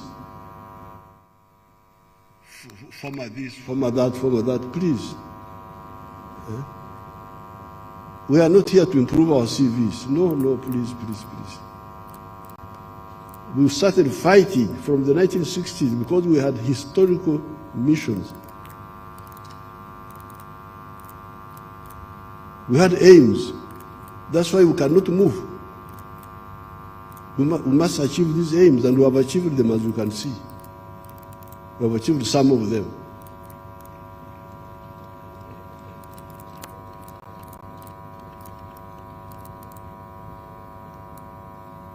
You heard the minister telling you that economy he was talking about, which he presented here, was all minus our petroleum, which is about to come online. When that comes online, the story of Uganda will be a totally different one.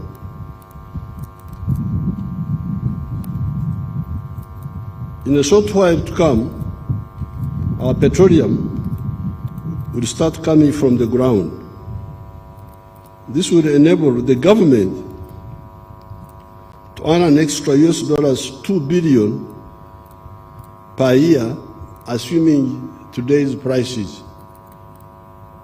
Even if the prices remain the way they are now, when our oil starts coming out of the ground, the government, not the whole economy, the government alone, will be having an extra $2 billion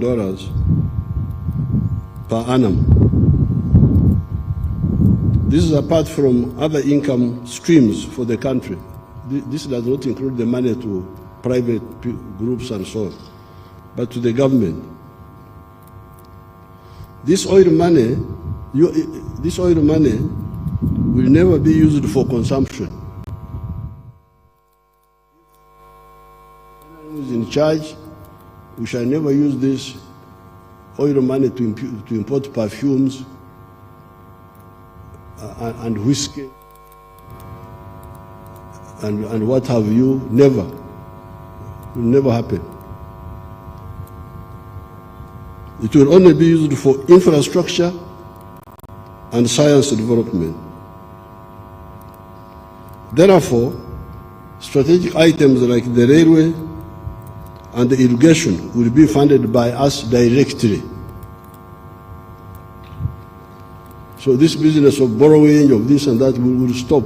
For the infrastructure, for the railway, the power stations, and the science infrastructure, we shall use this oil money to do that, but not to import those takatakas. No, those ones you continue the way you are doing now. People who do not bother to listen to our message keep talking of poverty, lack of jobs, etc. You had I'm very happy the minister and his staff, finance, are now finally capturing properly the message of the NRM.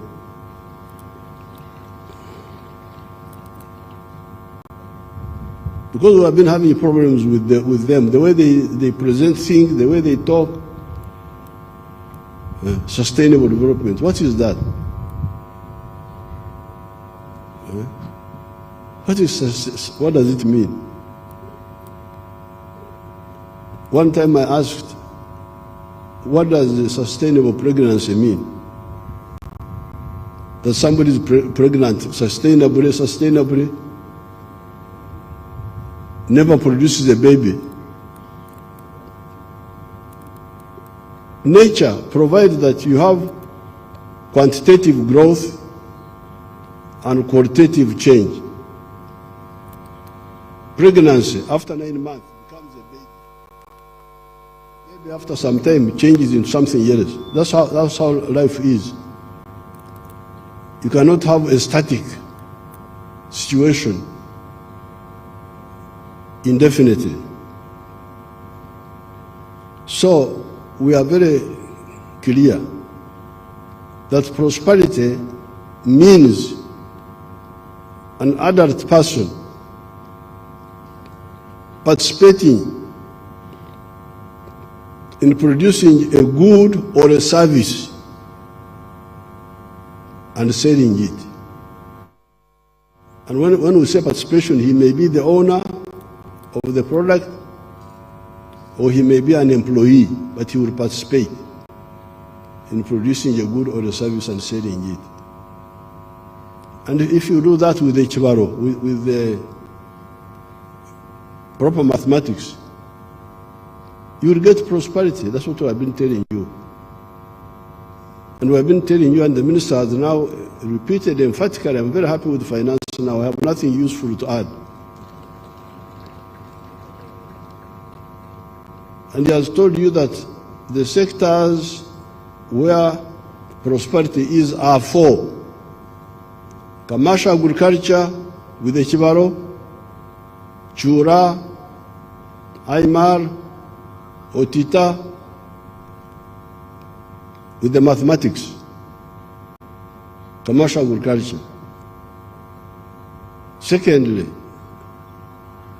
manufacturing and artisanship. Thirdly, services.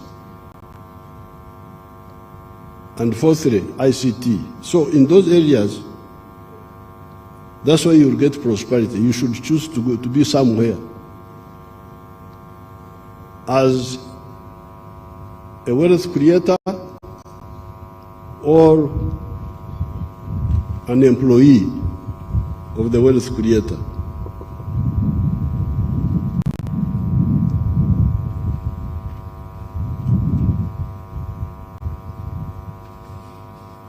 Now, those who bother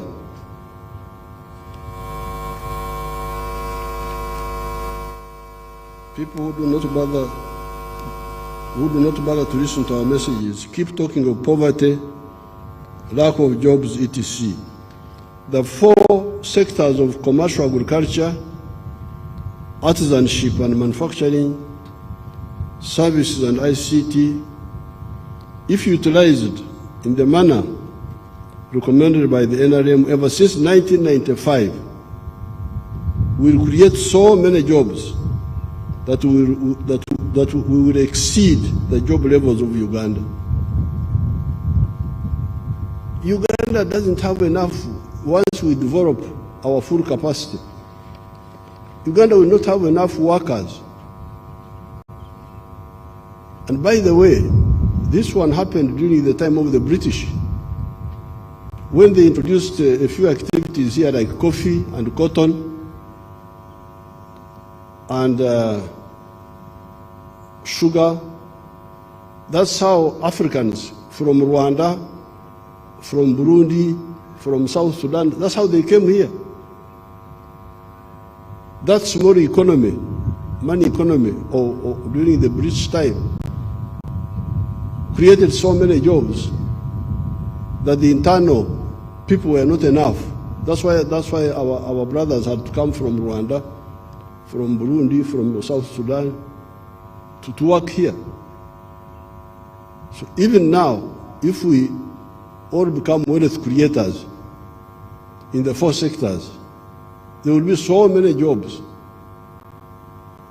I've given the example of Mr. Nyakana in Fort Portal, using 1 acre to employ 15 people. And we calculated that if 7 million people did that, we would create more jobs than the population of Uganda now. But as of now, we already have 922,000 people employed in manufacturing. Show those factories again if you have them.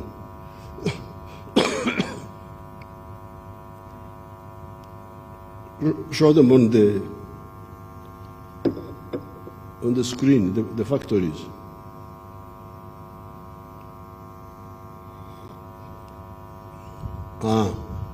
Those are now. These are all new factories. In 1986, we had only 80 factories. When we went to the UMA, Uganda Manufacturers Association, we now have more than 8,000 like those. These are already employing 922,000 people and something. The whole of the public service, army, police, civil service, 480,000. So the factories are now employing 2 times the number of people working in this public service. So those jobs, the jobs are there, but you must be qualified for them by doing the right thing. All those are jobs. New jobs, you can see all of them are brand new factories. They are not all. This is the factories now, giving us 922,000 jobs. The services, the hotels, the tourism, the transport, the banks, they are now employing 5 million people. 5 million.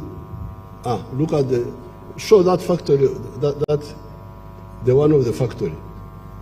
The one which was there now. Put it back. The one which was showing you. Those are hotels. Go back to the one you had showed.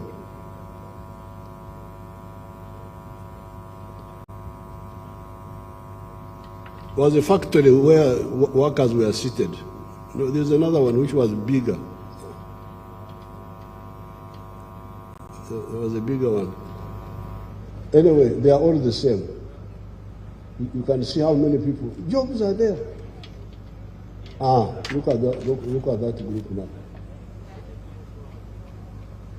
Look at that. All those are young people. Jobs. Just talking. They don't listen. And then they have their wonderful papers, like the wonderful, what do you call it, monitor, that monitor group. Ovyo hao, wajinga hao.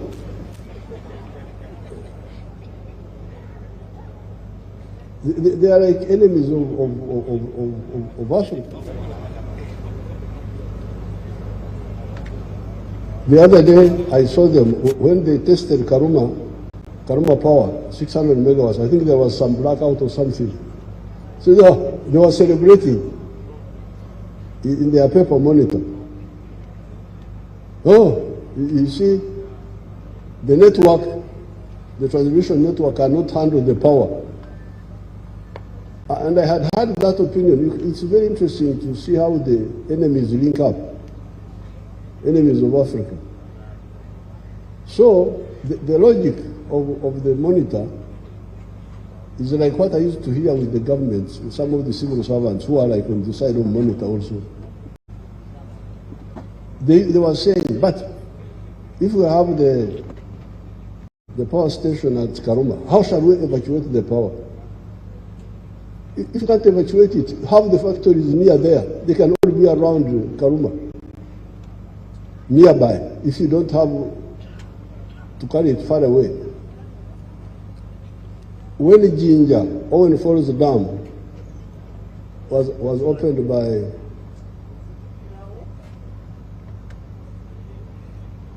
Queen Elizabeth, 1954, the electricity was only in Jinja. That's why the factory is concentrated there. The original factory. We didn't have electricity in Mbarara. We didn't have Kabari. We didn't have. But it was enough that it was in one part of Uganda and all the factories congregated there. That's a step forward. If the electricity is there, if you can't distribute it far away, let the people use it from nearby. That's not a problem. That's a step forward. It's not something to mourn about and demonize.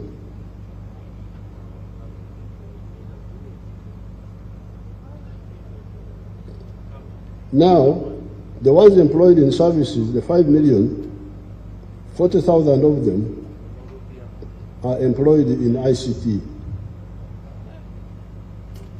Then 66,000 are employed in mining and quarrying. Now, this is just endozo. Endozo is a word for when somebody gives you something to taste. In Ntungamo, at the trading center, if you found the women selling local beer, you could say, Mbaze Mondoze, give me the Jaribu first, the taste, let me taste. He tastes this one, so it's not good. But by the time he has finished 6, he's drunk and he says,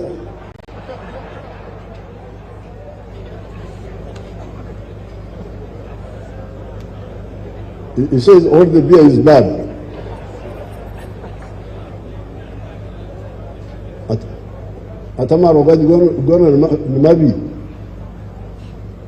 So here, what we are showing you, you show the hotels. They are started showing the hotels, the services, in the picture.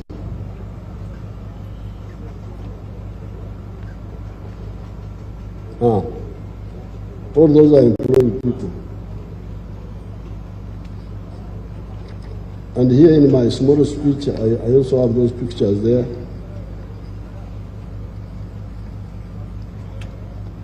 I have those pictures.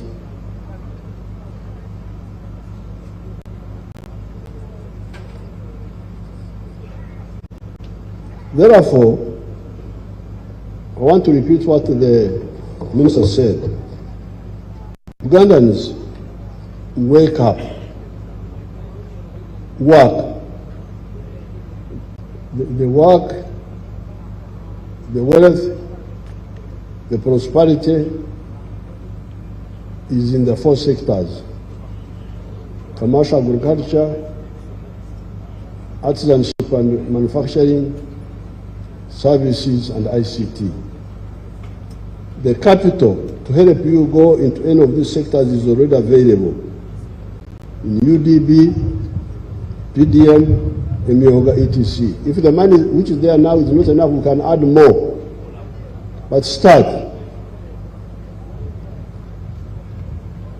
Now, the only remaining problem is corruption.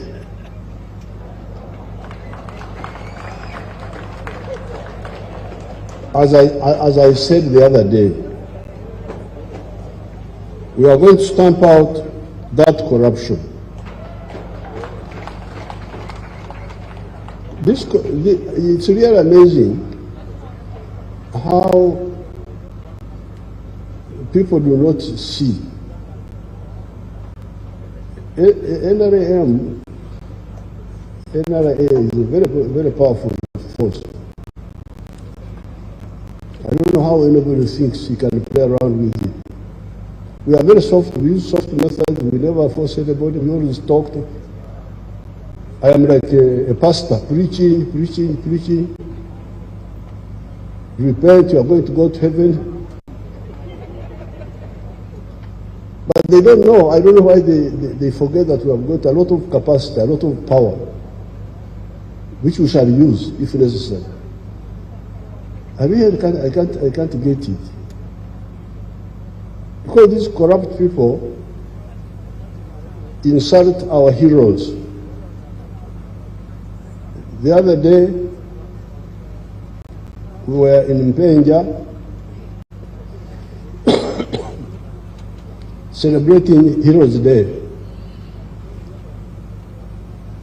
Now those heroes there in Mpenja, we were told there were 250 skulls of dead people.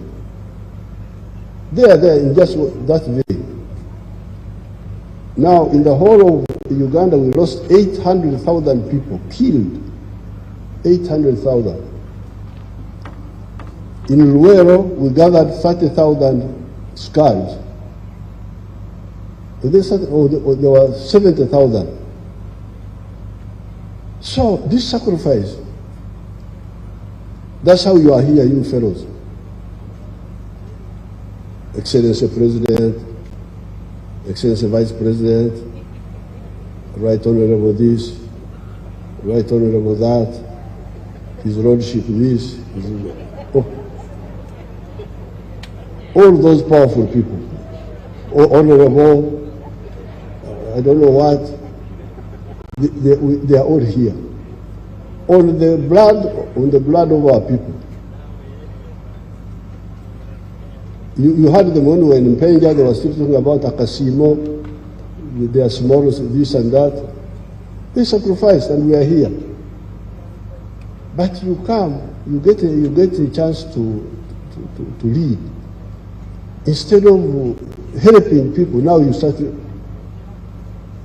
taking away the little which could help them. This is really amazing. Now, in so doing, you delegitimize yourselves, because you see the Ugandans are very dangerous. When they see that you are not honest, they just leave you. But one day, they will get a chance to avenge on you. That's what happened with the groups we had here. When we got independence, all those young people, we were all young people. Mutesa was 39 years old, Obote was 35, Kakonge was 26 years old. They were all young people. Ibinjira, Nechon, they were 28, they were all young people. Uganda was in their hands. Just free gift. But see what happened. Amin was 39, he was a young man. I was like their smaller brother. I was 18 that time myself. That's why I know all of them very well. But you could see how those young people messed themselves up. And how they ended up. They lost legitimacy. So when we came on the scene, we had studied all this. And we could not afford this. Now, at that time, what we dealt with was the misbehavior of the army. Because that was one of the biggest problems at that time. The army, Nantagambako. They have their one, this one, each of ours, Nantagambako. I don't know how you translate that. How do you translate it in English? The untouchable. The army was untouchable. But the Fronasa said no. For us, we can build a disciplined army. And we started. And the army was disciplined. Then in Semito, 1982, two of our drunk boys went to the village and killed 3 villagers near Semuto. One of the boys was called Zabron. So they killed people in Semuto. Oh, that was really the boundary. Whether NRA was to survive or be written off by the people. So we arrested these people, these boys. Zabron, he was actually a good boy, but he's fond of drinking. I didn't know him well, but I had not heard anything specifically bad about him. So we tried them. And the case came to the High Command. The other day, the Right Honorable Speaker was calling me former Speaker, which of course I was for 10 years. But I was also a Chief Justice some time ago.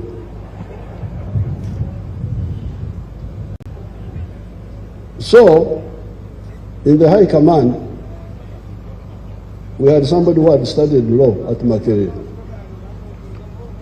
a man called Jim Muhezi. Then he told us in the meeting that, you see, what killed the people in Semuto, Murule, the place is called Murule. What killed the people in Murule was not Zabron. It was the beer inside Zabron.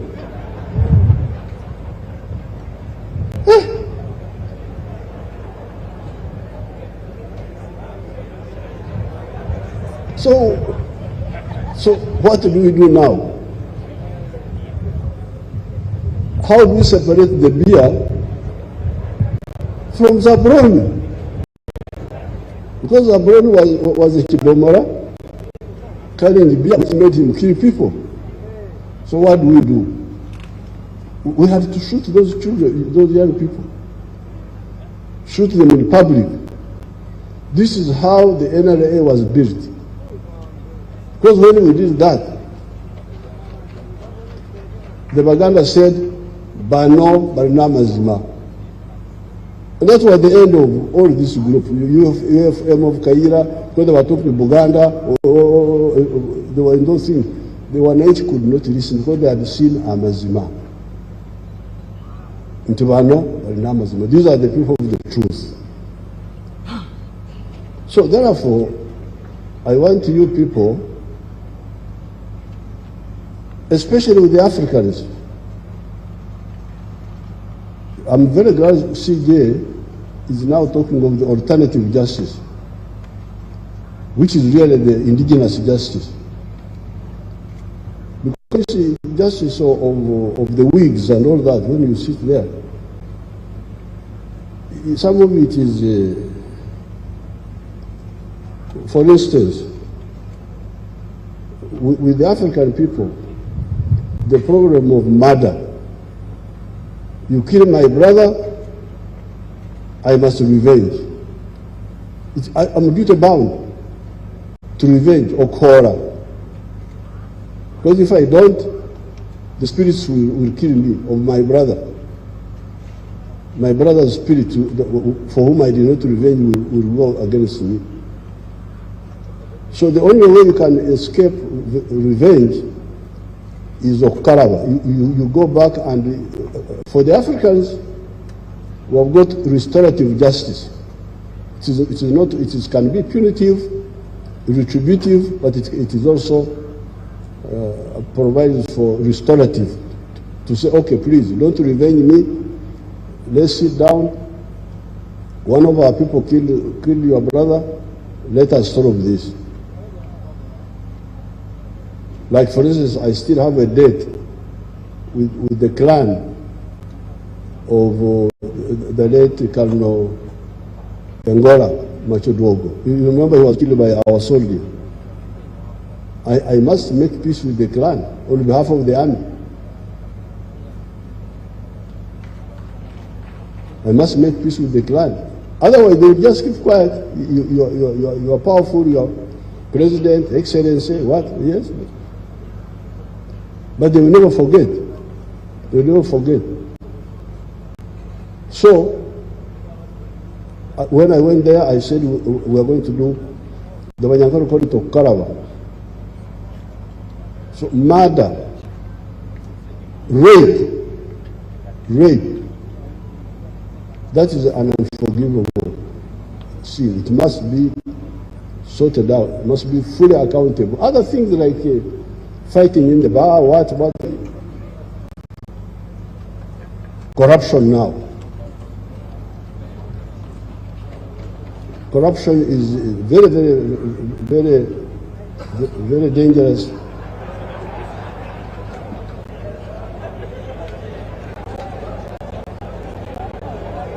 And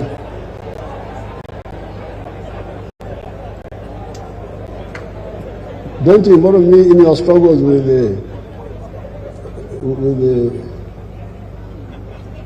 the commissioners and so on. Those are another matter. But corruption.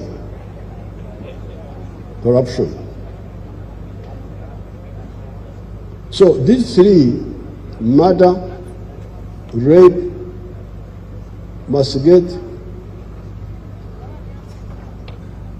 be fully accounted for and promptly. So therefore, you should be very careful with some of these concepts. Some of them foreign, but some of them distorted. Like bail. You emphasize bail. Why do you emphasize bail? Why don't you emphasize trial so that you get the truth? That's what you should emphasize. Because when you talk of bail, you are playing in the hands of the enemy. The Banyankore will say, when the Banyankore said that, we are finished. He spent one night and came back. There was nothing, in other words. So you would not see your justice. You're talking justice that freedom in the constitution, that's a foreign concept. It's not our concept. Our concept is a dog that steals pays with its back. So you must handle it quickly and decisively. Those concepts are very dangerous because they separate us from the people. There is another one. There is another one which says, I can come to court and keep quiet. Really? I keep quiet. He is a thief, he has nothing to say. So I don't know how those people evolve those concepts. But please, here we should deal with our situation like we dealt with the issue of Zabroni. That's how the NRA was saved. Otherwise, we would have been finished. In Uganda, people would have lost confidence in us, and it would have been very difficult to recover. Because there we had a chance to show who we were, and we did it. And that's how the NRM was built up. So the NRM of today, please. First of all, I'm surprised that really people can dare what I hear, these ones. But who do these people think they are? We are going to smash them. We have the capacity. Now that they have attracted because me, I never concentrate on those things myself. But now that they don't listen, we advise, you have now attracted our attention, our full attention, you will see. We shall crush this treachery. This is really a betrayal, and we are going to finish it. Now, the borrowing. I'm glad the minister explained these newspapers with their radios, they create panic among you people. Debt. We actually had a very low debt level until Corona. Our debt GDP ratio before Corona was 30%. Very low. Some people pushed, and we found we had reached 40%. But I don't believe in borrowing. My view is that I don't believe in this borrowing. I believe in cutting our cloth according to our coat according to our cloth, and that's what we should be doing. Now, finally, the talk of external shocks. External shocks. Which one is now? That there was a war in Ukraine, and that you are importing wheat from Ukraine and Russia, and now you are going to die. Hey, but why don't you eat muhogo? You remember I said to you, why don't you eat muhogo? Why do you eat wheat in the first place? Me, I don't eat wheat. I don't eat rice. I have my foods. For the last 80 years, I have my foods. The only time I ate rice was when I was in Tanzania, fighting Amin. So the external shocks, which one is now? Now the only one we have is petroleum. That one we are still importing from outside. Very soon we shall have our own petroleum. So therefore, let's concentrate on our strength and stop all this diversion. With these few words, I congratulate the Minister of Finance. He has done it now very well. I have nothing useful to add.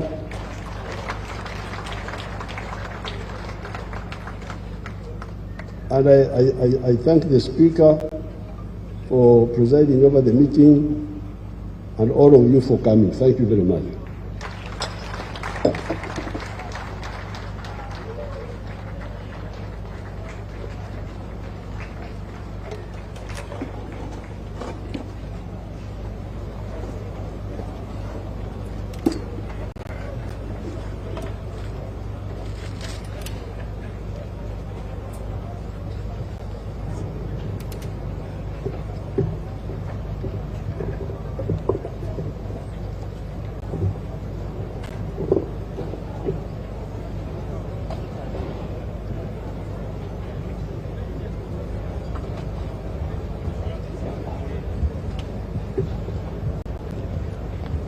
Your Excellency, we want to thank you so much for fulfilling your constitutional obligation of delivering a successful budget speech.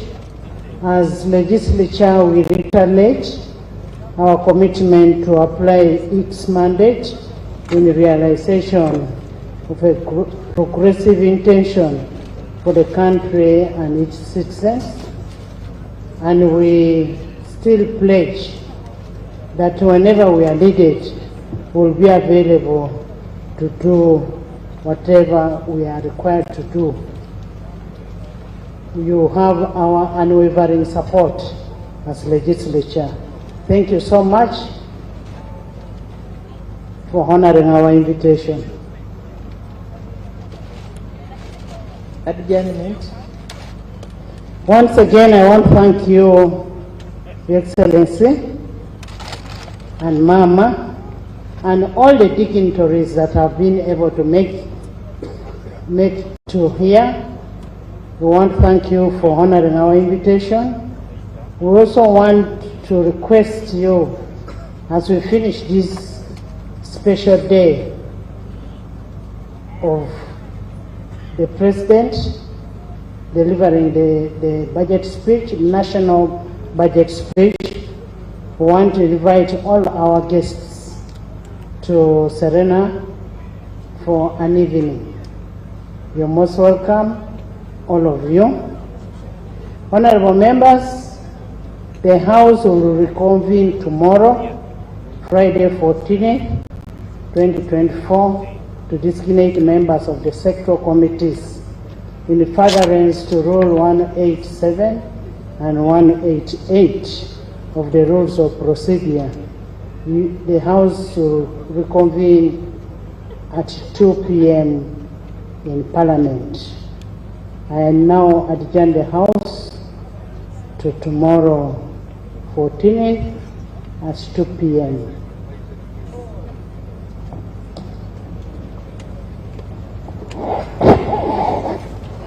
The anthems.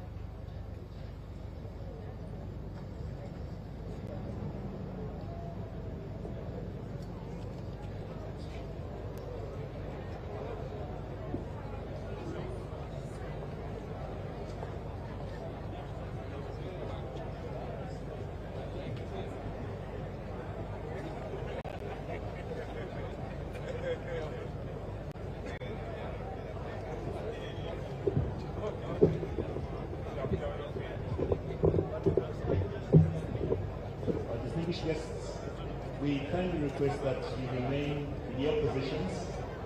Please remain in your positions as we go through the formalities to bid His Excellency farewell after he has successfully completed his constitutional mandate to deliver the budget speech. We're going to have only one photograph this evening. We're only having one photograph that will comprise the presiding officer and the Minister of Finance joining His Excellency the President and the First Lady. So we shall only have this one photograph, and then the Speaker shall see of our main guest today, His Excellency the President of the Republic of Uganda.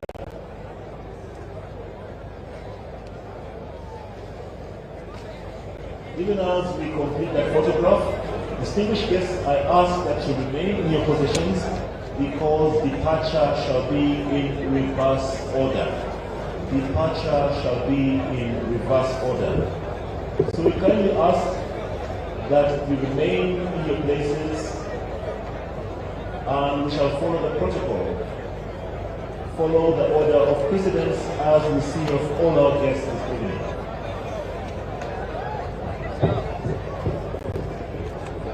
So immediately after His Excellency leaves the grounds, we shall also be able to see the Vice President, Excellency retired Major Jessica Report, and all other dignitaries in descending order.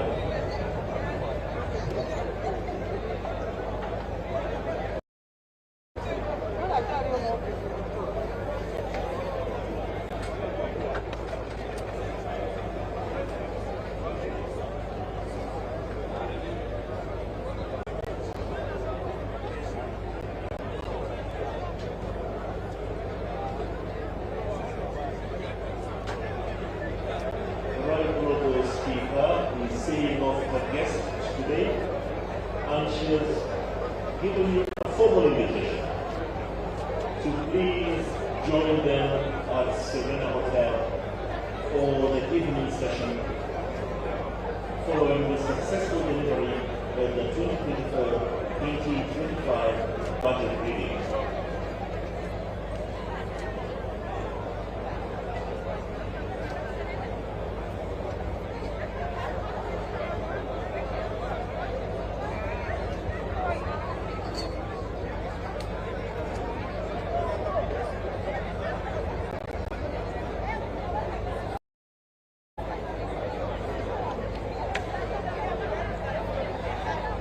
Now, the Speaker, His Excellency the President, we shall follow the order, the reverse order based on the arrivals we had today, to allow all our guests to depart in an orderly fashion. At this juncture, allow me, on behalf of the Parliament, to thank all the teams that contributed in every way to the success of this function. We thank especially the police band, the prisons band, for the fantastic entertainment that you offered us here today, and all the teams that supported to ensure that we were able to have this event as successfully as it has been today. So once again, thank you. Our honourable members of Parliament, just a reminder that the evening shall continue at Serena. But even then, please remember that you have a session at 2 p.m. tomorrow, Friday, June. So whatever you do, please do not forget about the session. Once again, we wish everybody a lovely evening and thank you for your participation and your involvement in today's function. Thank you and goodbye.